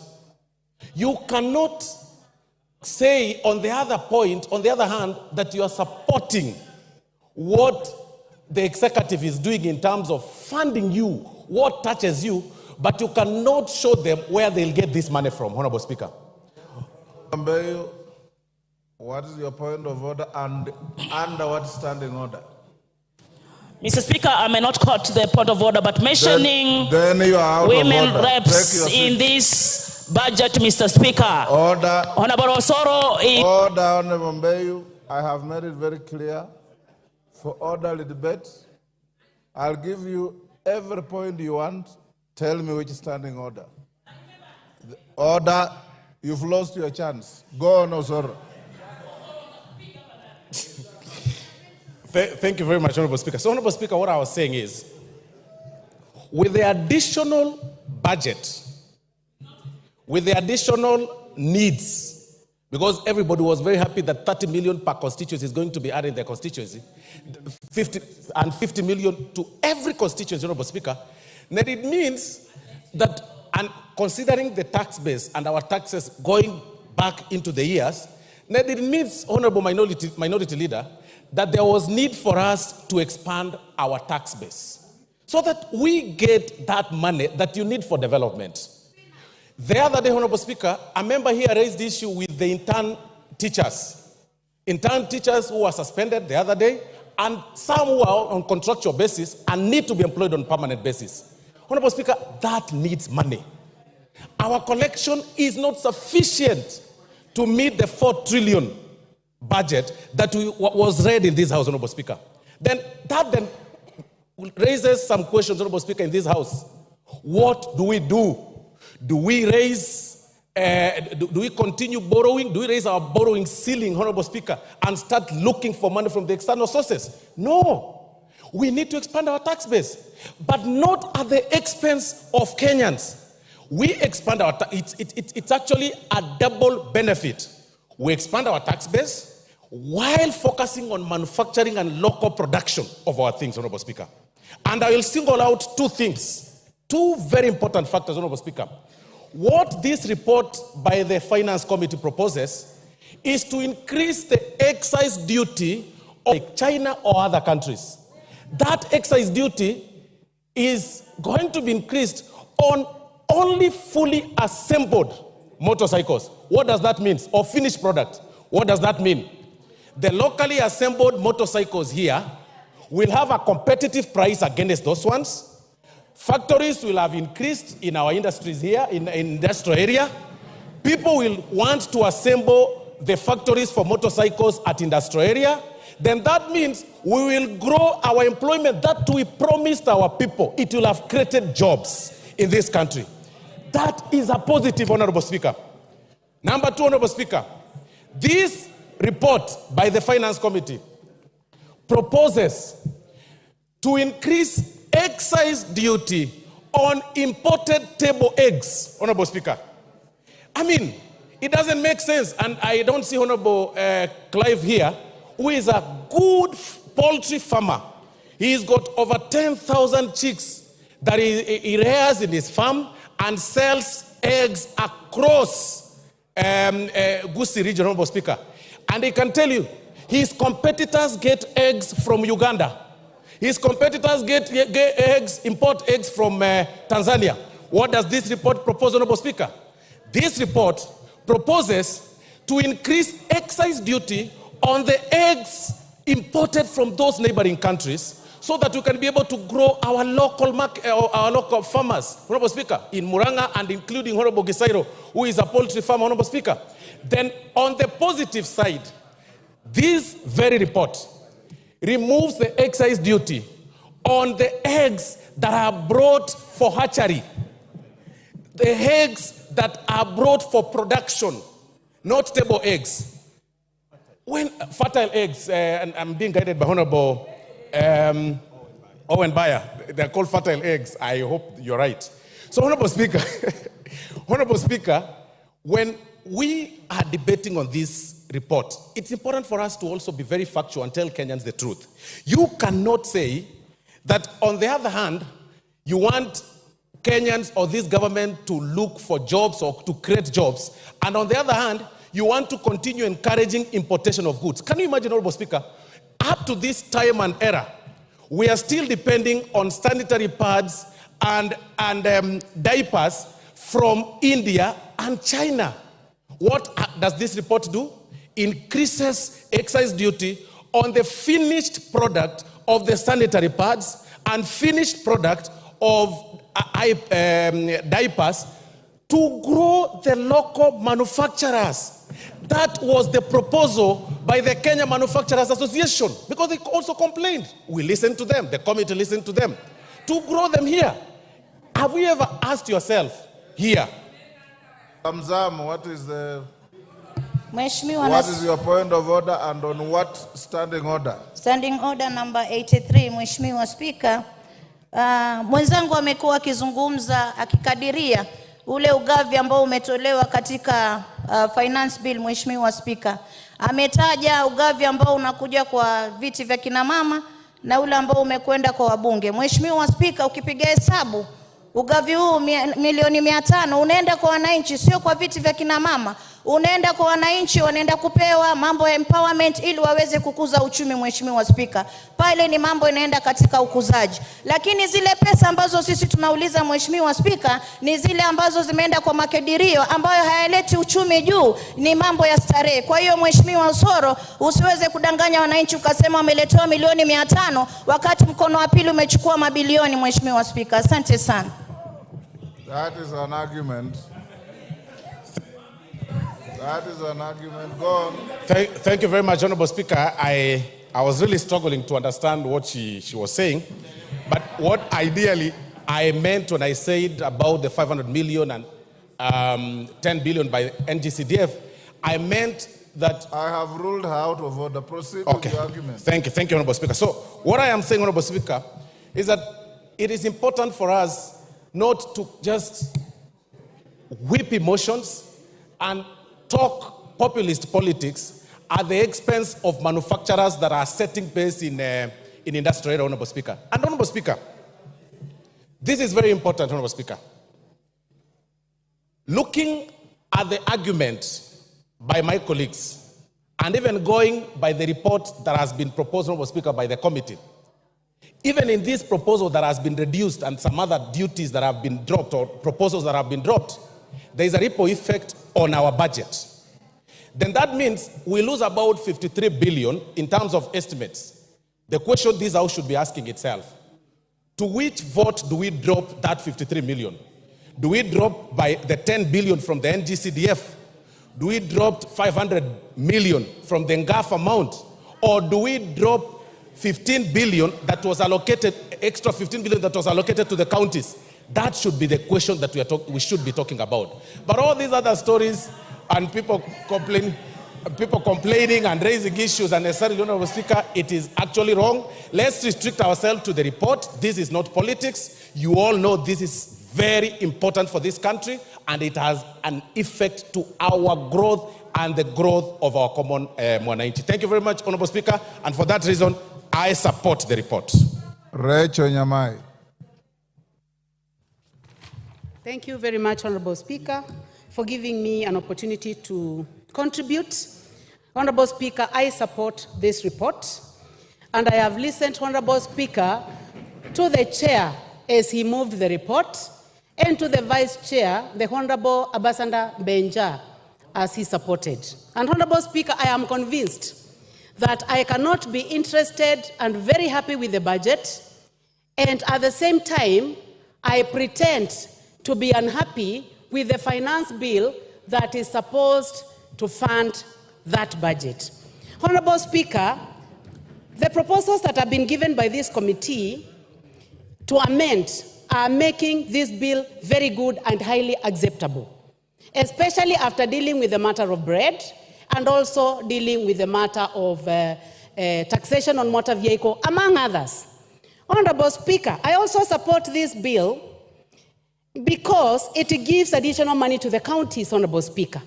Counties have been getting around 385 billion. That is the highest that we have ever seen. And this bill, Honorable Speaker, gives an additional money to the counties, approximately 15 billion, Honorable Speaker. I'm seated to a very sharp CPA, Honorable Bandi, and he has told me that if you are not sure of the figure, say approximately. Approximately, Honorable Speaker, 15 billion to our counties. And this money is going to our road project, health, agriculture, markets, water. What else do I want, Honorable Speaker? I want money to go to Kitui, to Makueni, to Machakos, to Embu County, Honorable Speaker. And listening to the Honorable Cecily Mbarire, Honorable Speaker, she says that the most difficult thing to do is to raise money for the counties. On source revenue, OSR, Honorable Speaker, this bill is in the right direction to giving additional money to the counties. Honorable Speaker, this bill provides additional money to CDF, the best fund in this country. Honorable members across the divide, the best monitored, the most evaluated, the most successful is getting 30 million, Honorable Speaker, per constituency, Honorable Speaker. Members on the side where I'm seated, well, where I used to be in Azimio, members who are seated on this side, Honorable Speaker, should be the ones supporting this motion because of additional money to CDF. Because our children are going to get more money. Honorable Speaker, yesterday, I watched a girl that I've been paying fees for. Let me stick to the motion. Which standing order? Yes, Kajwang, what's your point of order? On a point of order, the gracious lady that has just spoken, the last I checked, she was in Azimio through Jubilee. Could it be that those positions have changed, or could it just be a misleading statement, Mr. Speaker? That is not a point of order. Go on. Thank you, Honorable Speaker, for your wisdom. I knew that you wanted to distract me. Honorable Speaker, I was just saying that I watched one of the girls that I pay fees for, and she was in the street, and she had written a message to me the previous day, and I asked her, you told me that it was about taxation on motor vehicle and bread. Why are you in the street? Honorable Speaker, I have just shared the video with CPA Bandi. The girl told me that she was not in the street concerning the bill, that she was doing TikTok, Honorable Speaker. And she was swinging, Honorable Speaker, very nicely. She told me that she was there because she wanted to get views for TikTok, Honorable Speaker. So, Honorable Speaker, and I'm going to show you, Honorable, she says that she cannot find the stones because the community that provides stones was missing in action. So she was wondering where the stones were. Honorable Speaker, going back to this bill, it is important to note that our finance bill for the previous year has made Kenya the 27th fastest growing country in the world, Honorable Speaker, in the world. You need to look at this Financial Times, members seated on my side, that Kenya is the 27th fastest growing country in the world because of the bill that we passed last year. Honorable Speaker, also, because of passing a good bill led by the Chair Finance, Honorable Speaker, Nairobi Stock Exchange is the best stock exchange in the world. That is not according to Rachel Nyamai. That is not according to the Honorable Speaker of the National Assembly. It is not according to the President of this country, Honorable Dr. William Samoei Ruto. It is according to the Financial Times that the Nairobi Exchange is the best in the world. Honorable Speaker, education is an equalizer, Honorable Speaker. This bill, Honorable Speaker, proposes approximately 658 billion to education. Some of us found our way here because we went to school. Our parents never saw a classroom. My own parents, Honorable Speaker, never stepped in a classroom. My father he was not literate. He was an assistant chief who was not literate. So I am only here because I got education. Let us support this bill for the 558 billion that is going to education, Honorable Speaker. Honorable Speaker, I support this bill because it is giving an opportunity to our industries.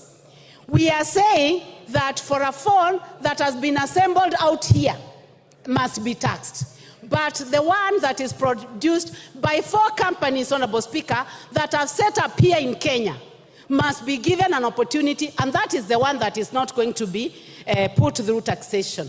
So we would like these companies to continue working so that they can hire our boys and girls, so that we can have technicians working there.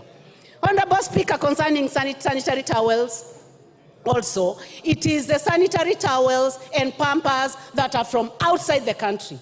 Those who are setting up here, producing here, hiring our children are not going to be taxed, and this is an effort towards a job creation. Honorable Speaker, this bill also is proposing additional money to electricity, last mile connectivity, 50 million per constituency. Honorable members, what else do we want? We must tell Kenyans the truth, that this country has made a decision that we need to light up this country. We need to extend the working hours. We need to ensure that there is energy in my villages, in Motomo, in Ekoda, in Kanziko, in Kasala. They must have power so that they are able to work longer and they are able to provide jobs. Honorable Speaker, every country aspires to have a net budget.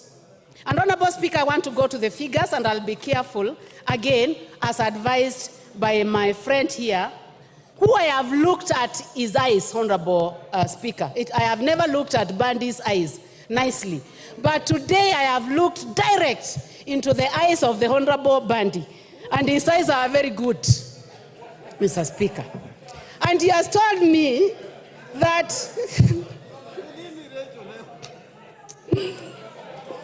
let me finish, Honorable Speaker.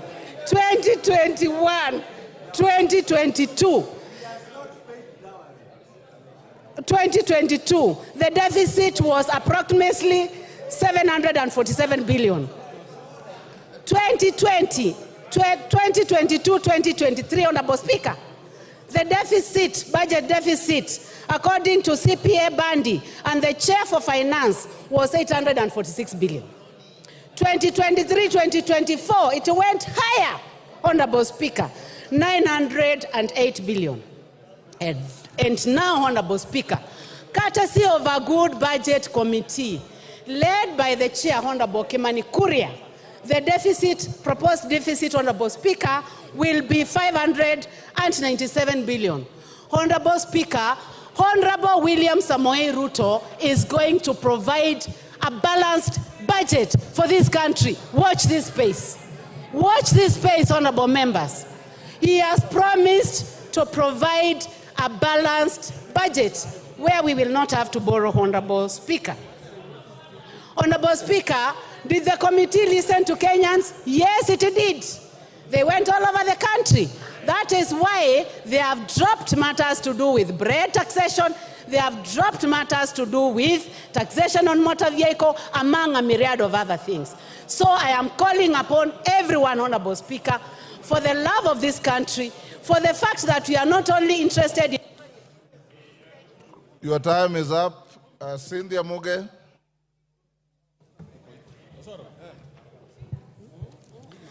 Thank you, Honorable Speaker, for giving me an opportunity to add my voice to this bill, Honorable Speaker. And from the onset, Honorable Speaker, I want to say that I support this bill. Honorable Speaker, there seems to be an acute insufficiency of knowledge regarding what a finance bill, Honorable Speaker. And when I heard and listened to people, Honorable Speaker, speaking about this particular bill, I actually went back to myself, Honorable Speaker, and I was wondering, is it me who doesn't know what a finance bill, or it's other people who don't know? Honorable Speaker, when you hear the running call of reject the finance bill in its entirety, Honorable Speaker, it is a very irresponsible comment to make, Honorable Speaker, because of the importance of a finance bill. Honorable Speaker, allow me to, Honorable Speaker, link the finance bill and the appropriation bill. The finance bill, Honorable Speaker, is the one that enables or actually budgets or finances the appropriation bill. And without the finance bill, Honorable Speaker, we can as well declare that we don't have an appropriation bill, Honorable Speaker.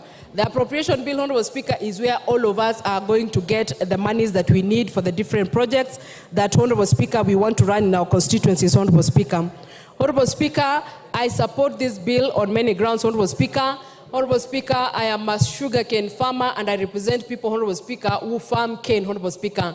And looking at the finance bill, Honorable Speaker, and reading it together with a committee report, Honorable Speaker, that proposes a removal of the cane transportation, Honorable Speaker, it has zero-rated that particular provision, Honorable Speaker. Honorable Speaker, this gives me a reason to be able to support this bill.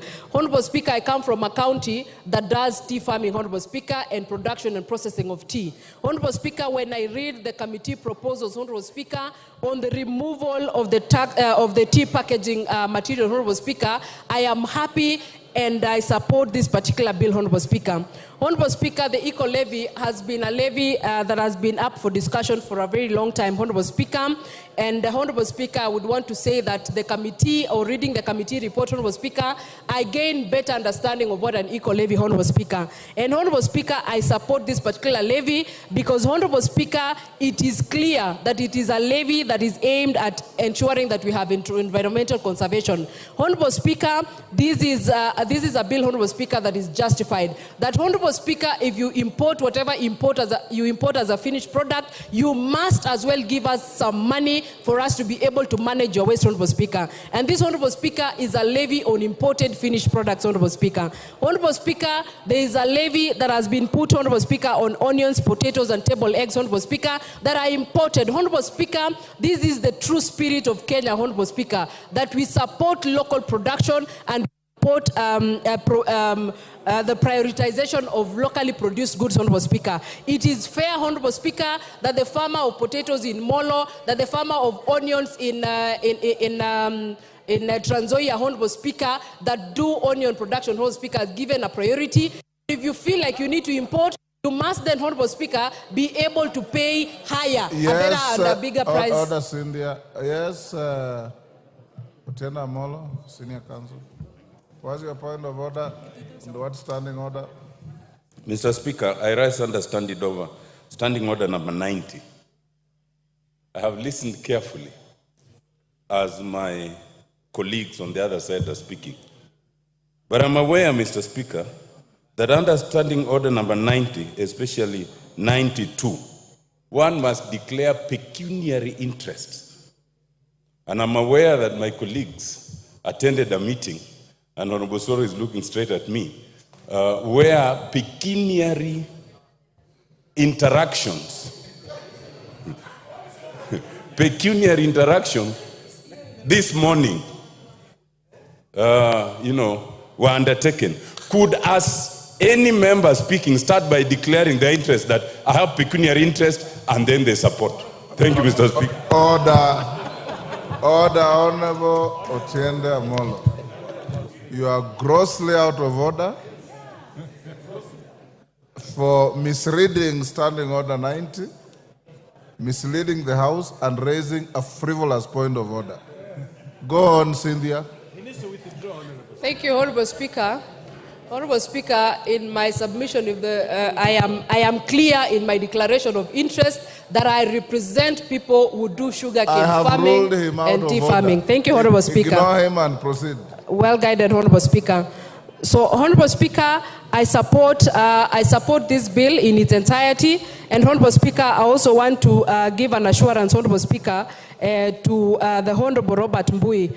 When he was speaking, Honorable Speaker, he was worried that what happens if we are hoodwinked in terms of the proposal that have been put by the committee, Honorable Speaker, and he has been a very good honorable member of this House. Together with myself, Honorable Speaker, we will ensure that whatever these proposals that the committee has put in regards to this bill are actually put into in the second reading, Honorable Speaker, are considered so that the people of Kenya, Honorable Speaker, can be able to benefit from this bill. Honorable Speaker, I want to compare the finance bill of 2023 and the finance bill of 2024, Honorable Speaker. Last year, Honorable Speaker, I was pensive about the finance bill of 2023. And I want to report here today, Honorable Speaker, that I am a happy person that I took part in the passing of the finance bill of 2023, as hard as it looked, Honorable Speaker. And I am happy, Honorable Speaker, because some of the provisions that were put in place by that finance bill last year, Honorable Speaker, are finally bearing fruits, Honorable Speaker. You remember, Honorable Speaker, that there was an issue about the clinkers, Honorable Speaker. this year, Honorable Speaker, this country has a clinkers factory in Turkana, Honorable Speaker, that is able to produce clinkers and has reduced its importation, Honorable Speaker, by close to 90%. Honorable Speaker, if that is not a win in the last year's financial finance bill, I don't know what is, Honorable Speaker. Honorable Speaker, on the issue of importation and hiking or putting the taxes on importation, Honorable Speaker, we are simply saying, Honorable Speaker, that let us be able to consider the Maxis and the Yana of this country, Honorable Speaker, that are produced locally in terms of tires, as opposed to, Honorable Speaker, the Michelin and the Bridgestone, Honorable Speaker. And Honorable Speaker, this is not barring anyone from using them. It is actually saying, let us just promote local, because these ones are going to be more affordable. But if you're a person of means, Honorable Speaker, and you feel like your class is Bridgestone, you can still go ahead and do the same, Honorable Speaker. So, Honorable Speaker, I support this particular bill. And Honorable Speaker, listening to Opio and the Honorable Able Minority Leader, Honorable Speaker, he says that this government has made mistakes after mistakes. And Honorable Speaker, I want to say this. If the results of the mistakes after mistakes that have been made by this government is the exchange rate going, the Kenya shilling doing better, Honorable Speaker, I am proudly associated with the mistakes that have been made by this country. Honorable Speaker, if the mistakes include the ease of doing business, Honorable Speaker, in this country that is growing better every day, I want to say that I'm proudly associated with the mistakes that have been made by this government, Honorable Speaker. And I continue to support it because, Honorable Speaker, we are going to have a better future, we are going to have a better economy, we are going to have better things that are going to come out of this finance bill, Honorable Speaker. So I support it in totality. Honorable Speaker, just to speak to the Gen Z, I hear they have been referred to Gen Z, Honorable Speaker. I want to appreciate that particular generation, Honorable Speaker. And when you look at young people fighting for their rights, fighting for their space in person, Honorable Speaker. And if you noted, Honorable Speaker, they did not spoil or go and vandalize any shops in this town, Honorable Speaker. They were picketing in peace, and they were actually showing us place cards, Honorable Speaker, showing what they wanted. Honorable Speaker, I want to say that I am proudly associated with those people, and I appreciate this committee for listening to those young members of this country and implementing some of the suggestions that they were giving. Honorable Chair of the committee, we appreciate what your committee has done, and we will be here during the second reading to support it and see that it goes through, Honorable Speaker, so that we can honor those young people and even going into the future. I support this bill, Honorable Speaker. Junet Mohammed. Mr. Speaker. Order, Honorable Millie, you are the mother of this house. This is a young first-timer. You should guide her other than heckle her. Mr. Order, Honorable Millie. I honored you by calling you the mother of this house. It's your duty to mentor young first-timers, not to heckle them. Go on. Mr. Speaker, I think Millie has graduated to grandmother. Anyway, Mr. Speaker, I stand to oppose the Finance Bill 2024. Mr. Speaker, when this bill landed in the House, Mr. Speaker, and it was tabled for the first reading, Mr. Speaker, and I took a copy of it, Mr. Speaker, I said this bill, I'm sure, was not made on earth. It must have been made somewhere else, Mr. Speaker. Because no human being can sit somewhere and craft that kind of bill, Mr. Speaker, for people who live on this earth, Mr. Speaker. Why do I say, Mr. Speaker, so? Mr. Speaker, the bill was attacking a human being from all sides, from his stomach, from his head, from his legs. You cannot move, you cannot eat, you cannot sleep, you cannot travel. That's what the bill was doing, Mr. Speaker. Mr. Speaker, I was asking myself again a question.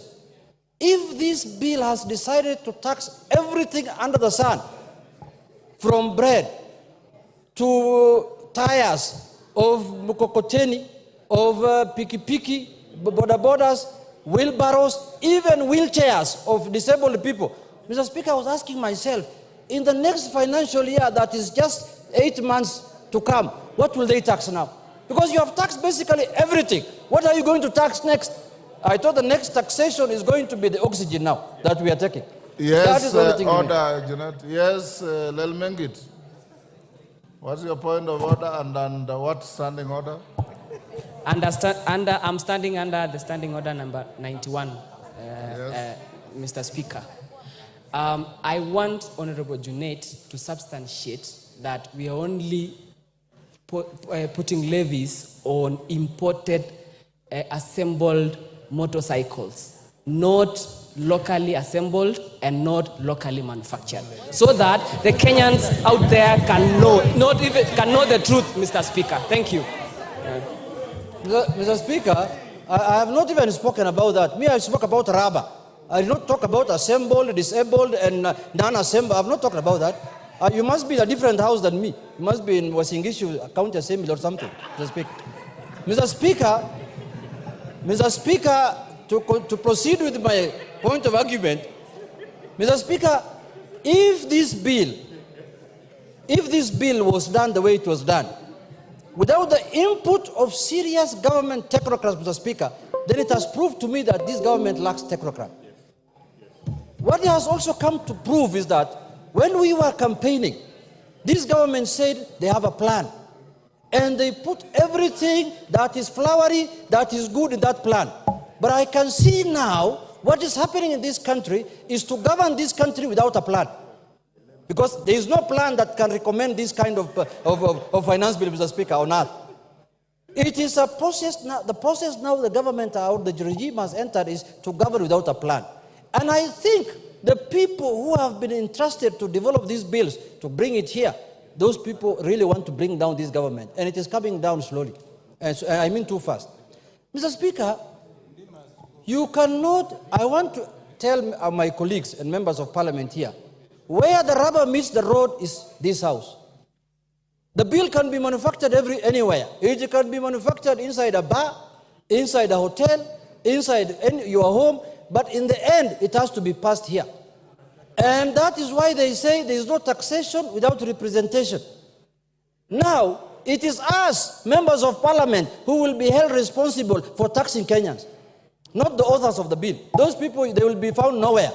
The people whose the question will be put to them, as many of that opinion say aye, as many of that opinion say nay, it is us.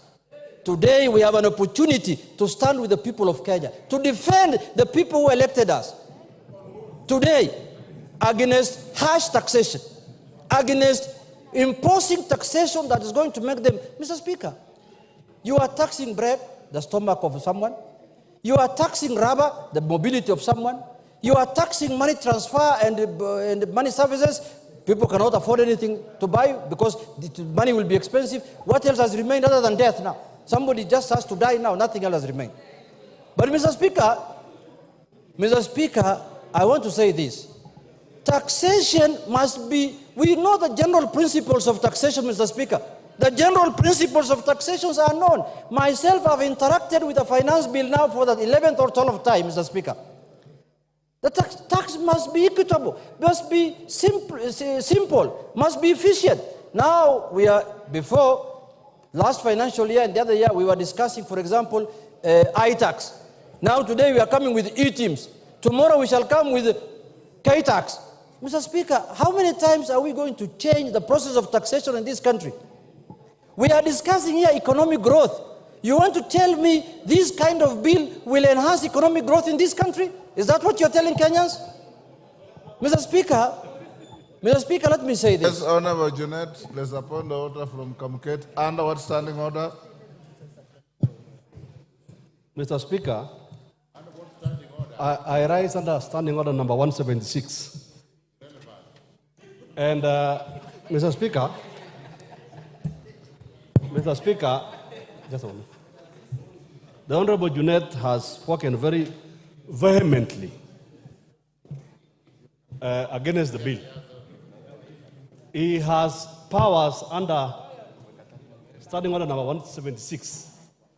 I have read the report of the committee, and there is no dissenting opinion. The members from the minority side have supported this bill. His own members that he, as the minority whip, has nominated to the finance committee. If he is true to his word, can I challenge him, Mr. Speaker, to exercise his powers under Standing Order number 176 to de-whip those members. Junet. Mr. Speaker, you see, we are now on the plenary of the House. We are not in a finance committee. And the decision of the bill will be made on the floor of this House, not in the committee. But I know where Honorable Kamket is coming from. I know when you collect cattle, you share with everyone. But now this is different, Mr. Speaker. We are in a different scenario. Now we are in the floor of the House, Mr. Speaker. We are not dealing with cattle. But having said, Mr. Speaker, you know, when you are interrupted like this, you lose your thought process, Mr. Speaker. But let me come back to what I was saying. Mr. Speaker, this bill, I can see the committee in their own wisdom have proposed certain changes. That's a step in the right direction, but that's not enough. That is not enough.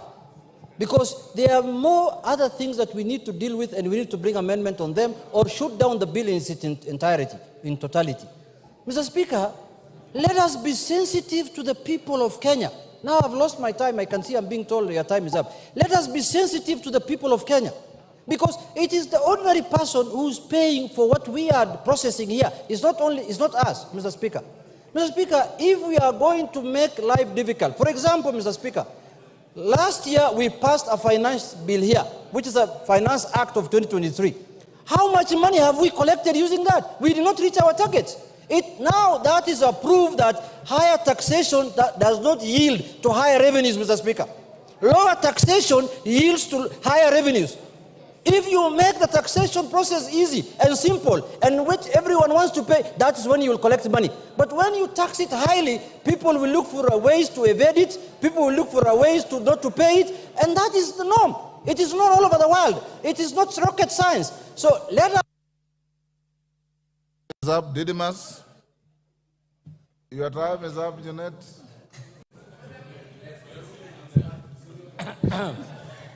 Didymus. Thank you, Mr. Speaker, for giving me this opportunity also to add my voice on this very important bill, the Finance Bill 2024.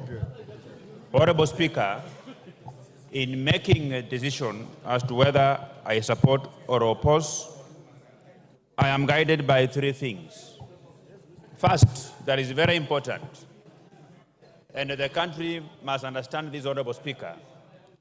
There is no country across the world that has developed without the support of the local manufacturers.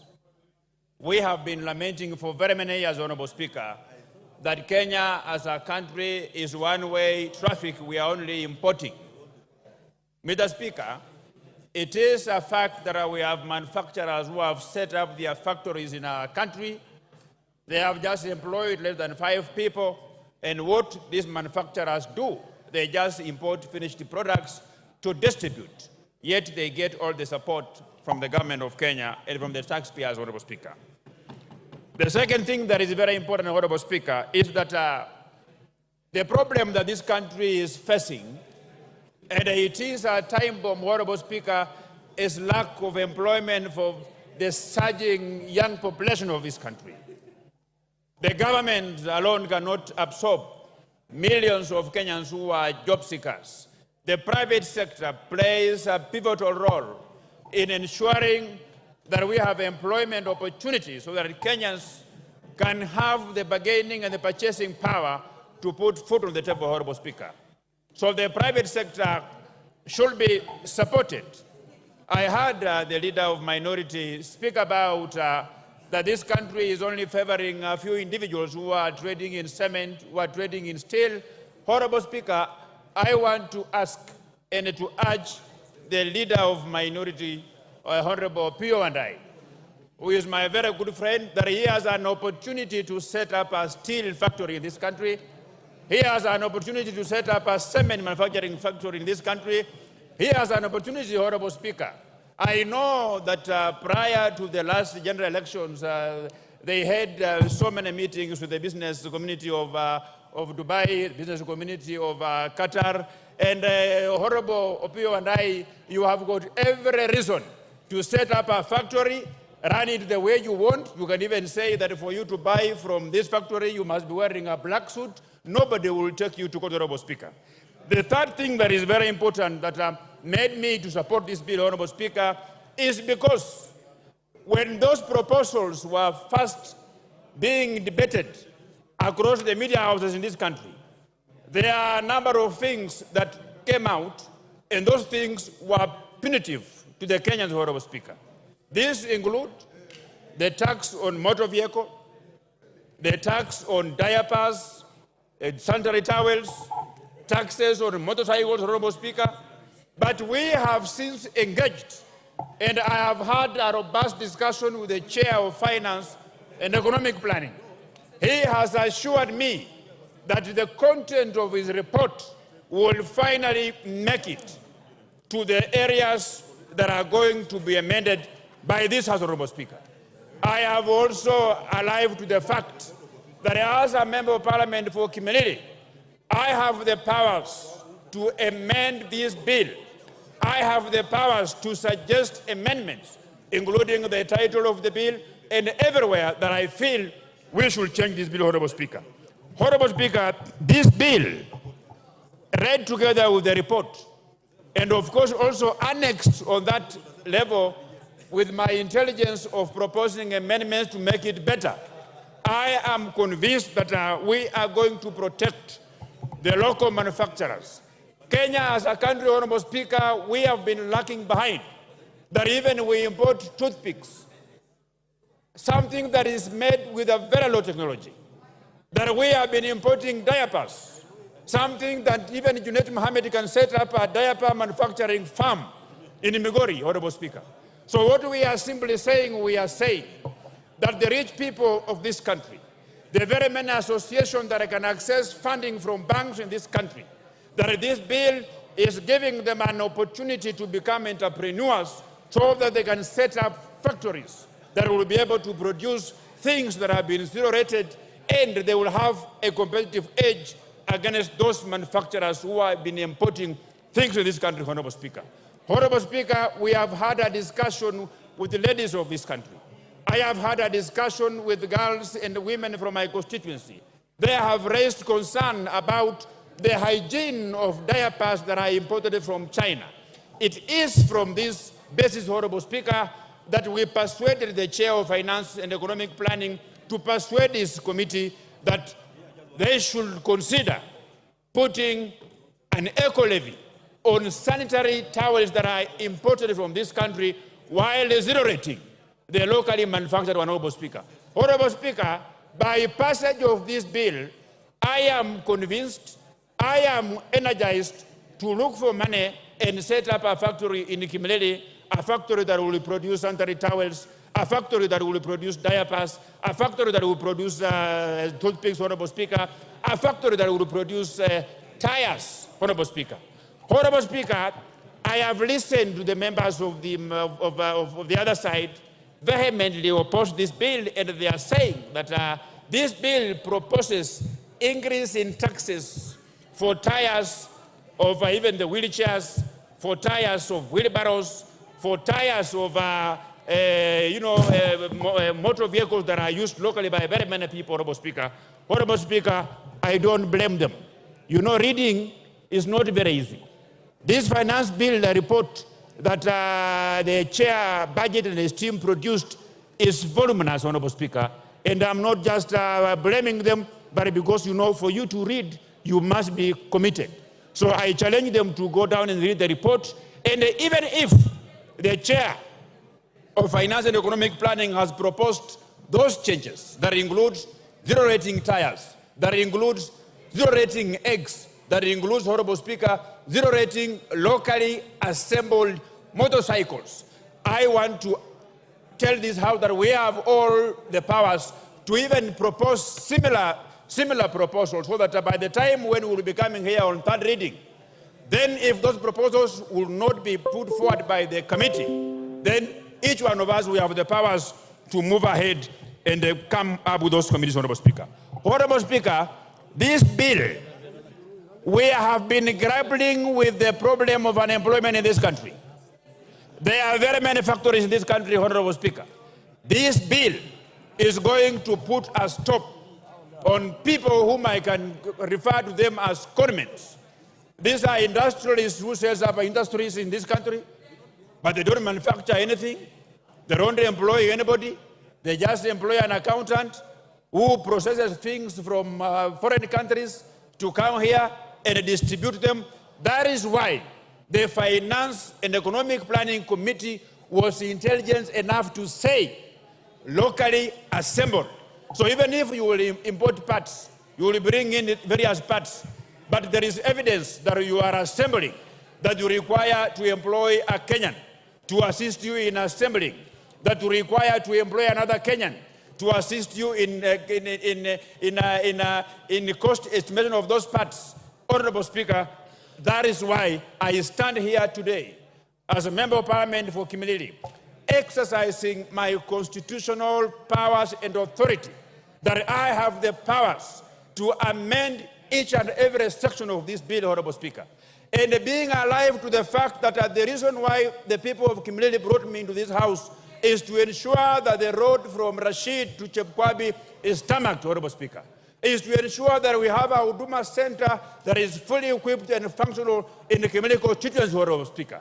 That I ensure I source for funds to tarmac the road from Maini to Kapsokon, Honorable Speaker. For those very reasons, Honorable Speaker, I stand here as a proud Kenyan, as a proud Member of Parliament, supporting this bill, and I want to assure the Kenyans who are listening to me that if there is any section of this bill that is further punitive to them, I will bring amendment. You don't throw the baby in the bathwater. For my members of the opposition, Junaid Mohammed, you presided over a regime in the last parliament that committed serious financial atrocities. You don't speak for Kenyans. The people who speak for Kenyans are the government, are myself. When you speak, the country bleeds. When I speak, the country listens. I thank you, Honorable Speaker, and I support. Commissioner Makau. Thank you, Mr. Speaker. From the onset, Mr. Speaker, let me say I thank you for giving me this chance to voice my sentiment on this. Where's Nzengu? What's your point of order and under what standing order? I rise under standing order number 1. It is not available to you. That is for the Speaker. I just seek a guidance from you, Mr. Speaker. Yes. Looking at the interest of members, I wanted to implore you to allow the cards not to be removed over lunch hour so that we can continue in the afternoon. Thank you, Mr. Speaker. Okay, Mark. So that you don't lose your slots. That is a fair request. And the house will be guarded by the sergeant, so if your cards are left in the slots, they'll be safe. Yes. Thank you, Mr. Speaker. I will restrain myself on the Finance Bill 2024. Mr. Speaker, I was very optimistic when I was going through this bill. Mr. Speaker, I had thought this government is going to redeem itself, given that the bill 2023, Kenyans underwent serious suffering, given that arose from the proceeds of the 2023 bill. Mr. Speaker, when I looked at this bill, I really wondered. Mr. Speaker, I'm listening to members saying that they come from sugar farming areas. Mr. Speaker, I come from an area where bread is the order of the day. Mr. Speaker, when you come to Mlolongo, when I looked at that bill, they did not define bread. They spoke of gluten and bread. Mr. Speaker, most of our hustlers, when you come to Mlolongo and Athi River, they trade on bread in terms of mandazi, in terms of samosas, and that kind of stuff. So, Mr. Speaker, when I saw this proposal of 16%, Mr. Speaker, being proposed, the bread to be subjected to VAT, it broke my heart. Mr. Speaker, as I said...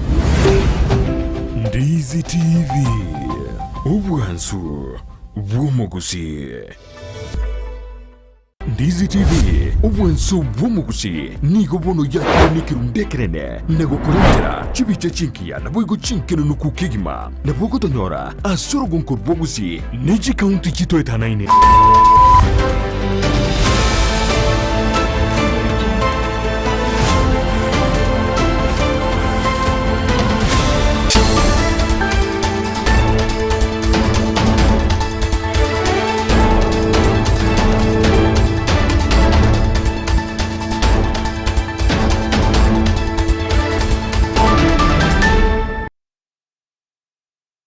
Yake gima mwanchi mulieli abigataseni kia Ndizi TV ni gorchera chinsa isano na ibere chia bono mubaso yake no erobere boikira nuko ni kimnango koletranda mangana mayabu na abere kago kolekana kurwa chingongo chionsi inyechense nabokanda gotobwati astinse mochichi mitandao sensemo ya Facebook Ndizi TV News Digital, YouTube Ndizi TV News, website www.ndizitv.net iritere Frida Kerubo oliokaneke chibichane iliogiria gwekera sole asenchira ya vene nere Petra Mukira bakubwaterana na Melen Bochaberi mwanchi muligelia toskatonya gerangwira nanda segeke kerebosio elinde ngomanya mange asenchira yowenye.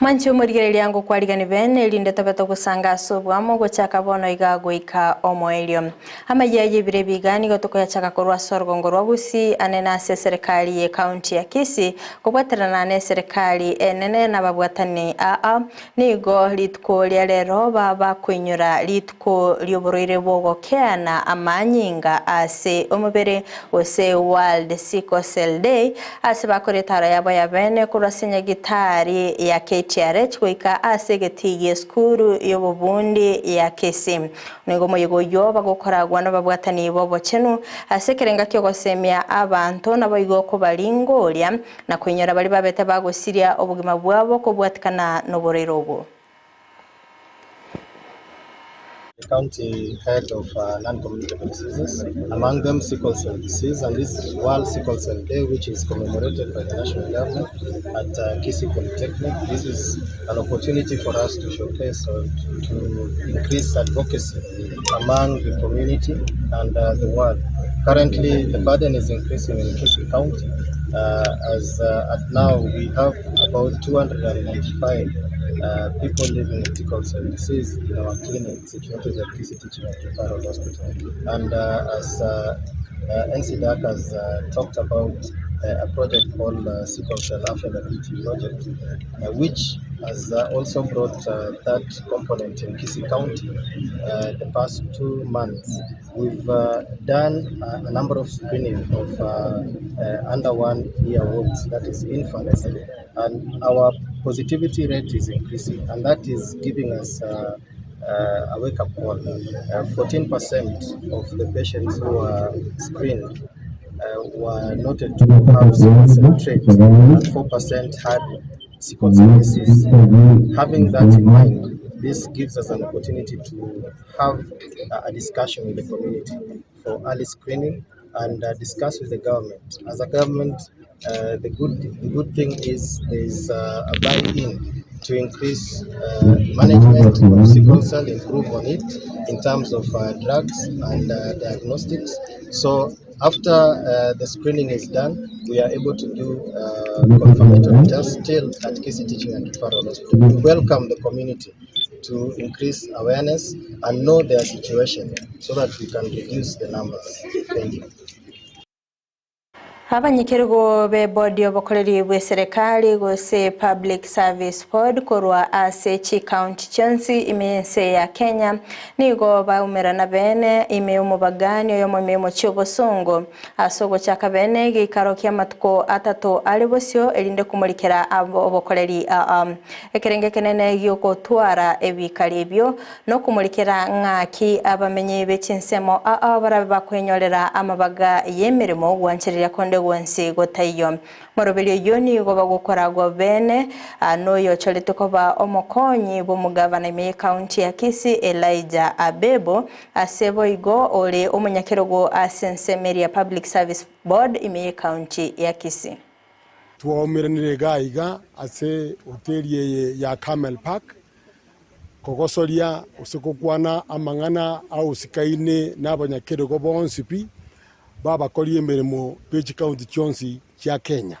bakaranga mbuya bachali tukoria rero bakanyole rusa kurwa se Council of Governors abo somoziko ito Honorable Paul Simbarati aro yomobo bagachora na entwenga kiyiga seitogusiye nyoli baga yoko kubanyoraga iga erinde babe na barabwa sama tukatato kurulero ekerenge kenene kyomugutano y'abaminto no ko make sure nga amang'ana ye service board akwaneirwe okorika okwiya kwengencho erinda abantu betu banyore obokoreri obuya ngakigo bwente gokorekana amasikani yijiya persons yaba abanyakero gaba ngakia bwente koba gojase the excellencies the governors ngencho ki barasike chi governor na ngencho ki governor barabasike in return.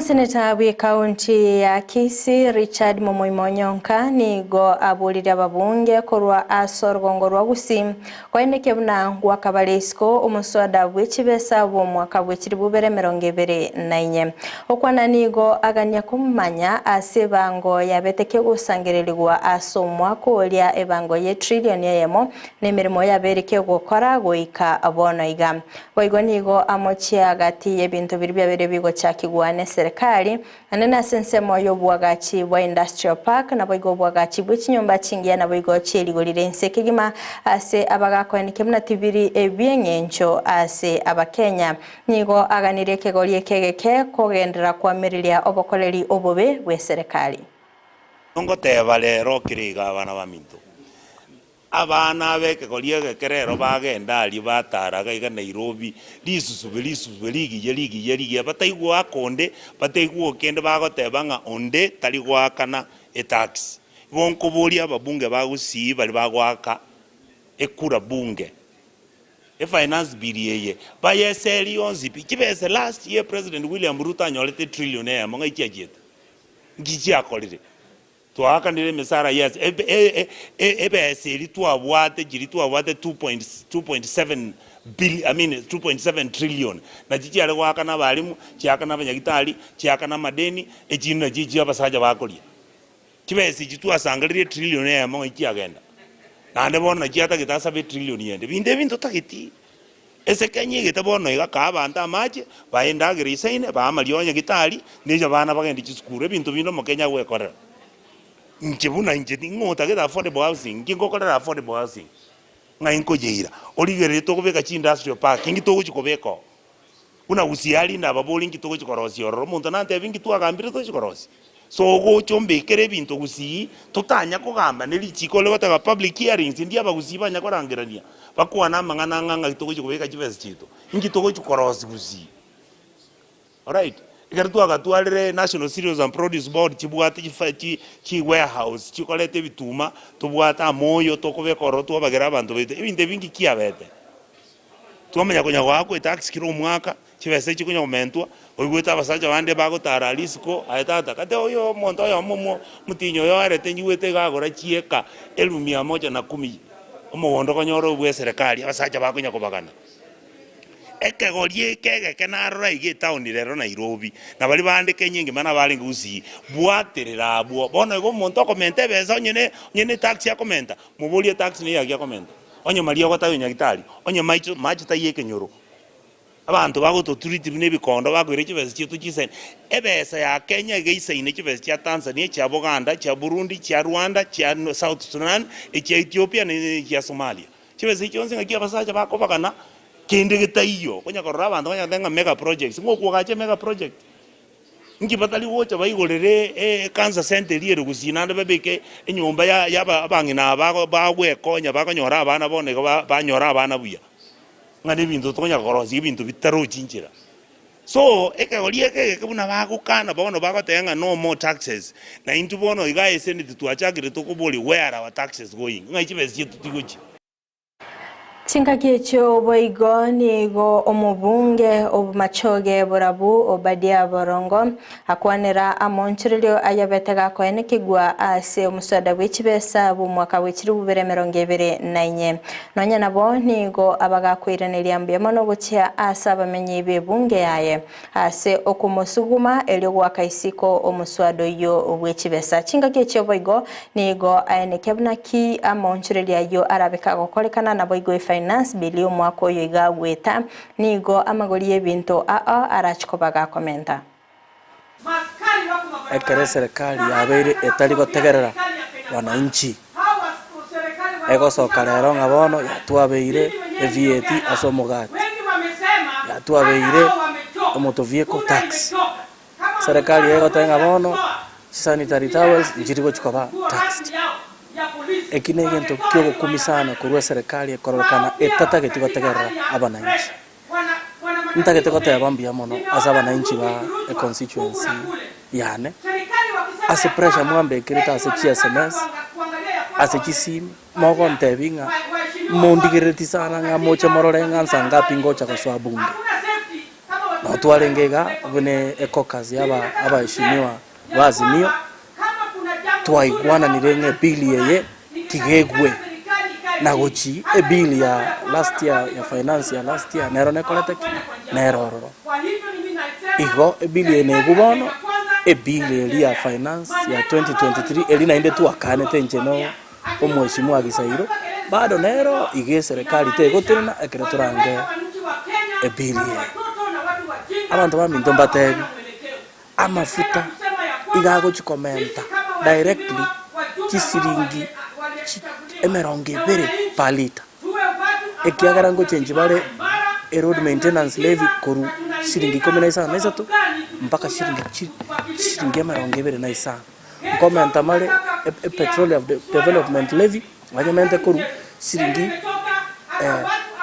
isa no nechitongoro inye wanyamente straight mpaka siringi kianda abantu baminde railway development levy echichire chi taxes chonse chiraza mafuta taxes yechi chikopa propose se bilie echigo chikomenteka koru ase 46 shillings ase a diesel paka 65 na inde chimane koru ochimente na inde 50 koru 58 shillings ase petroli chikende paka 78 shillings bantu baminde ntomanyete kere kwa kunira mafuta ogo kuna transport ogo kuna chibili chechi stima ogo kuna cost of production igo enze gendete kugenda nze gendete gutinde kwa na serikali wantu wa mintu mbia mono especially asaba sae mbia mono segi mwabekire through social media Asentu ndende nigo musada w'ekibesa bireko ko ikigwa bosio bwebunge eligo kwanirwa na baigogo kolerwa amonchirilio okona omubunge omolo kuria Kimani nigo aerera sobwagale egetambukiro gye serikali korusia ebango asensemeli echigali na baigona kyaba Kenya barabe bagokonyeka. It proposes an introduction of motor vehicle tax at the rate of 2.5% of the value of the vehicle. With this clause, the committee knows the following. 1. Section 3(2) of the Income Tax Act defines what constitutes an income upon which a tax is chargeable under the Act, whereas the proposed motor tax is levied on an asset and not on income as described by the Income Tax Act. The proposal, Honourable Speaker, to cap the levy at 100,000 shillings makes this tax discriminatory and non-progressive, because this essentially means that those motor vehicles that have a value of 4 million shillings and below would have paid the fair tax of 2.5%. But those vehicles that have of higher value of 2.5% would have paid a less commensurate percentage of that motor vehicle tax. The proposal will have adverse effects on the insurance-taking behavior of motor vehicle owners and further lead to negative effects on the insurance sector. Honourable Speaker, notably also, commercial vehicles which are subject to advance tax and would therefore amount to double taxation. We noticed concerns from the members of the public, most especially commercial vehicles take third-party insurance. Third-party insurance is a flat rate of 7,500 shillings. So if we impose 2.5% on a matatu that say is worth 4 million shillings, that means that the motor vehicle tax on that matatu would be 100,000 shillings.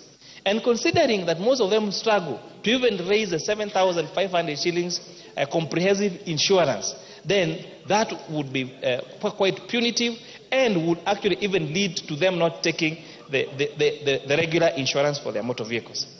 From the foregoing, the committee recommends therefore the deletion of the proposed motor vehicle tax.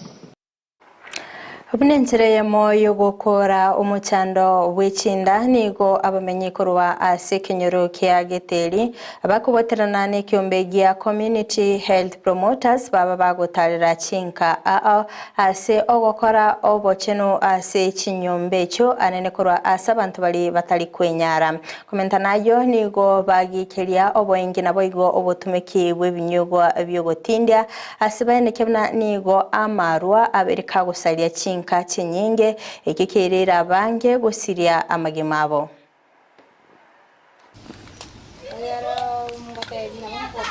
Nje Samaria Patricia Kervo kinyori kingeteri.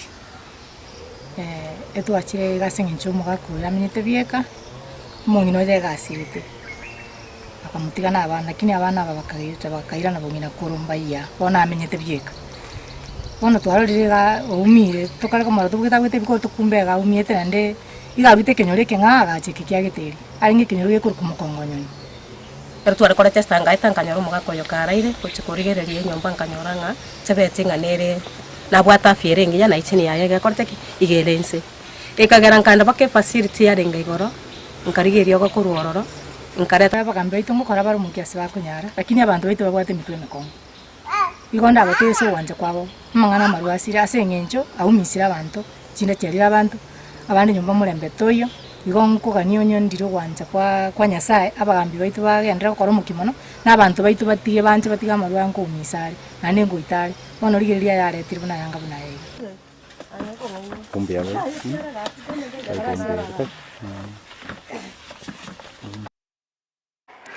Umubunge otrukana Central Joseph Emathe nigabereka gweso kebene nabo igo kwemurunganiriria obokoreri w'ikyombe gya Kenya Wildlife Service aya magega yo mumenyi oyomo oyomenyete angene National Park gosiria obugima bwaye tingaki endege ya KWS yabetege korokana kumwitorera amasasi ekikirete ere gosiria obugima bwaye konde nigo aganirie umuchando gosonsorwa gati abanyanyimbo ba KWS on Friday, June 14, 2024, Daniel Lesingen, a respected former manager of the former Lodwar Youth Polytechnic, currently called Lodwar Vocational Training Center, and a beloved member of our Turkana Central constituency, was brutally killed under harrowing circumstances. Daniel, who was on leave, had traveled from Kalokol to Nopora village, located near Sibiloi. Sibiloi is in Marsabit County, for a fishing trip with 3 friends. During their fishing activities, they encountered a Kenya Wildlife Service helicopter that, without any provocation, began spraying bullets at them. It is important to note that they were far from the park's protected area, engaging in peaceful fishing activities. In an attempt to save their lives, Daniel's colleagues dived into the lake. Daniel, however, stood with his hands raised in a clear gesture of surrender. Despite this, the KWS officer aboard the helicopter continued to shoot, ignoring the pilot's desperate commands to cease fire. Daniel was tragically shot and succumbed to his injuries. Manchu murigereria korwa soroboti orunu ni kiro mwaeli obwa mangana magia kolinde toskato nyegera chikoraga chinsa 10 ayona mangi nenyara senchira yobwenge gende kutubwatia sensemo chichi mitandao sensemo ya Facebook Ndizi TV News Digital, YouTube Ndizi TV News, website www.ndizitv.net magech kamera sokone kibna ebichana boigeli ogiria gukira sole asenchira yabene na repetra mukira bakubwatirana na mele Bochabiri area nenkerubo Frida twara obuligelia burubia.